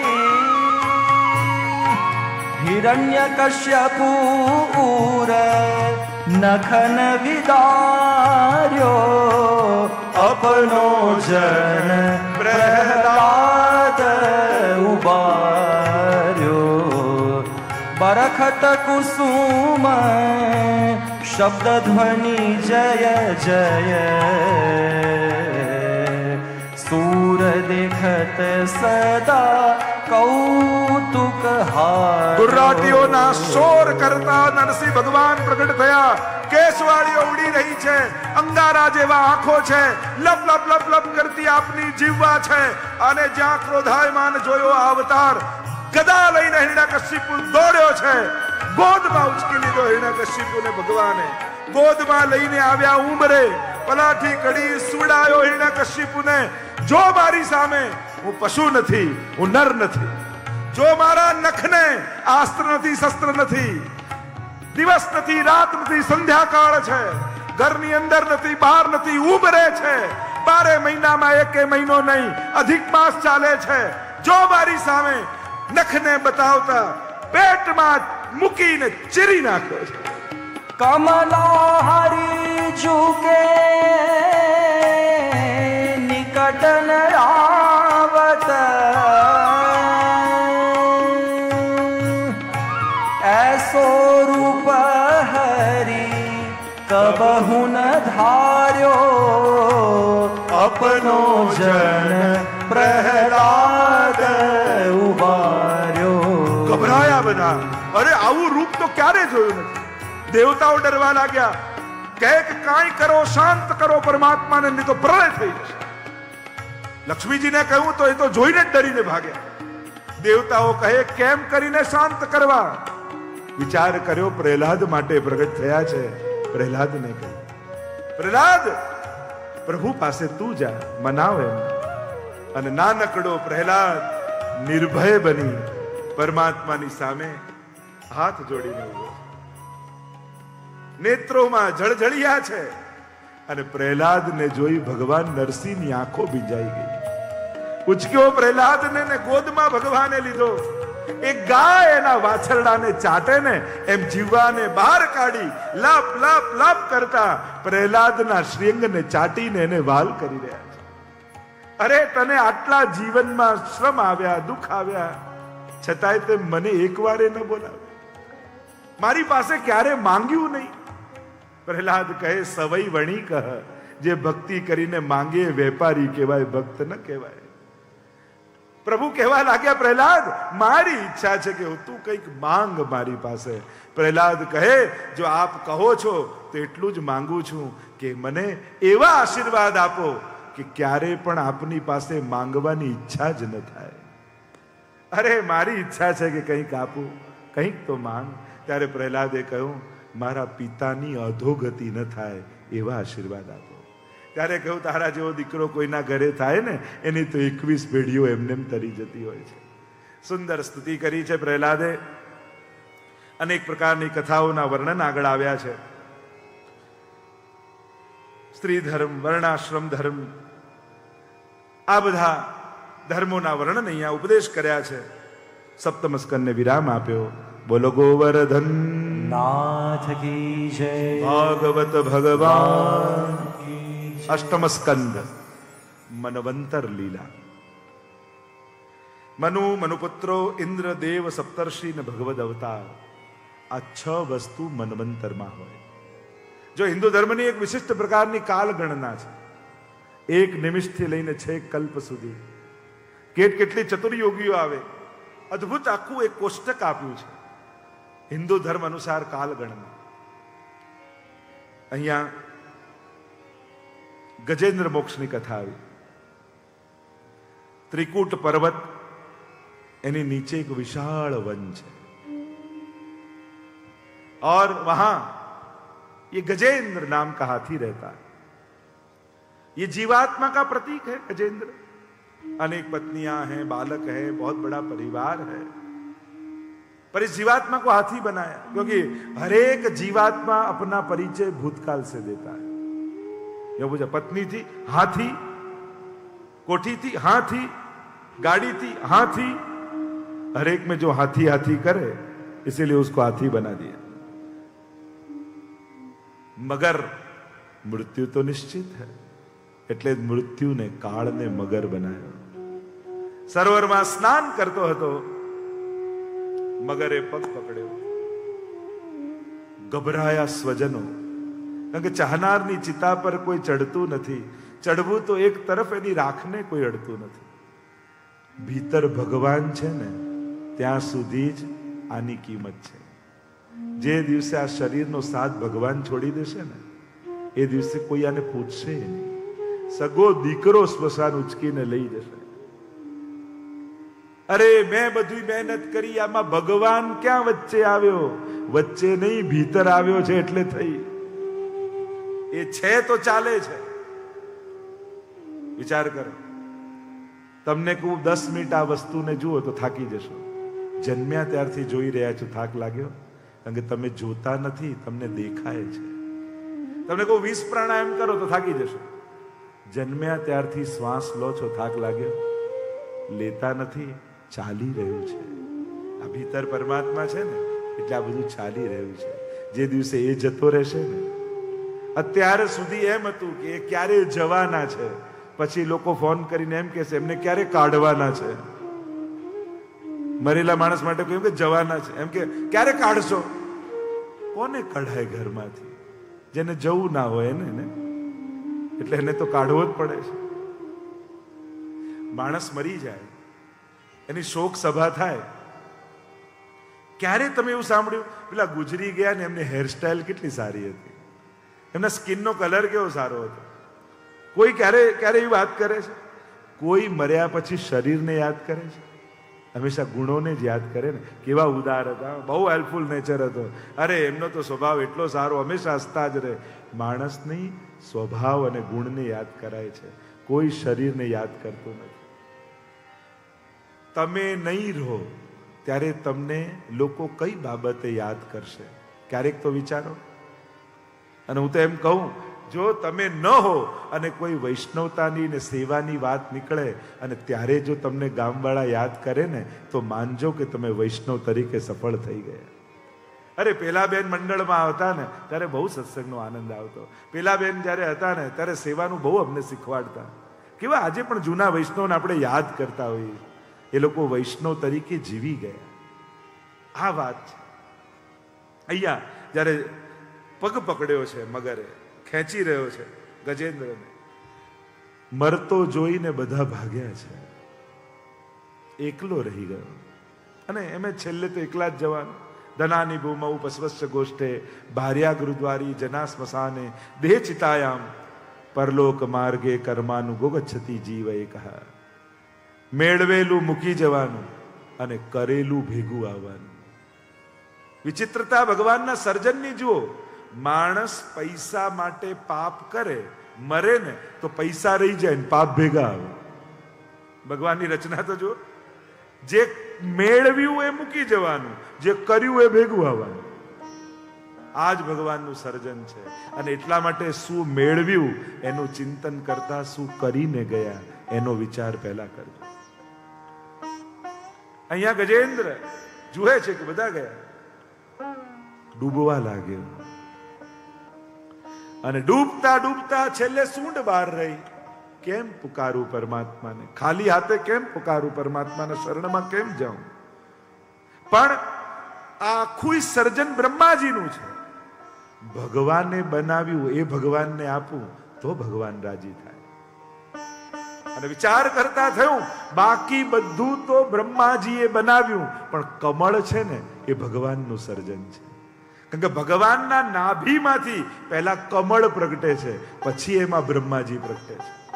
એટલે કમળ તો ભગવાનનું સર્જન થયું, એટલે કમળ લીધું. હે હરી પોકાર કર્યો.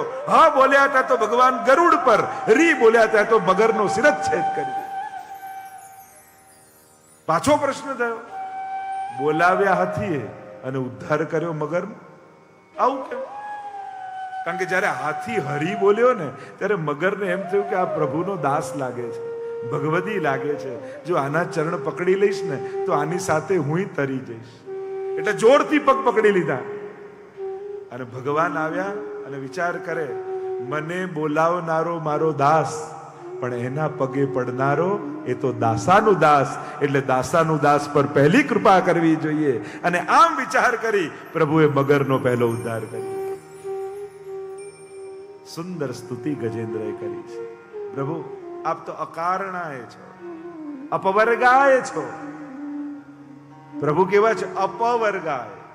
પવર્ગ એટલે જો કક્કો બારાખડી ગુજરાતી મીડિયમમાં ભણ્યા હશે ને આવડતી હશે, ક ખ ગ ગ ગ, તો પ વર્ગ સીધો, પ ફ બ ભ મ.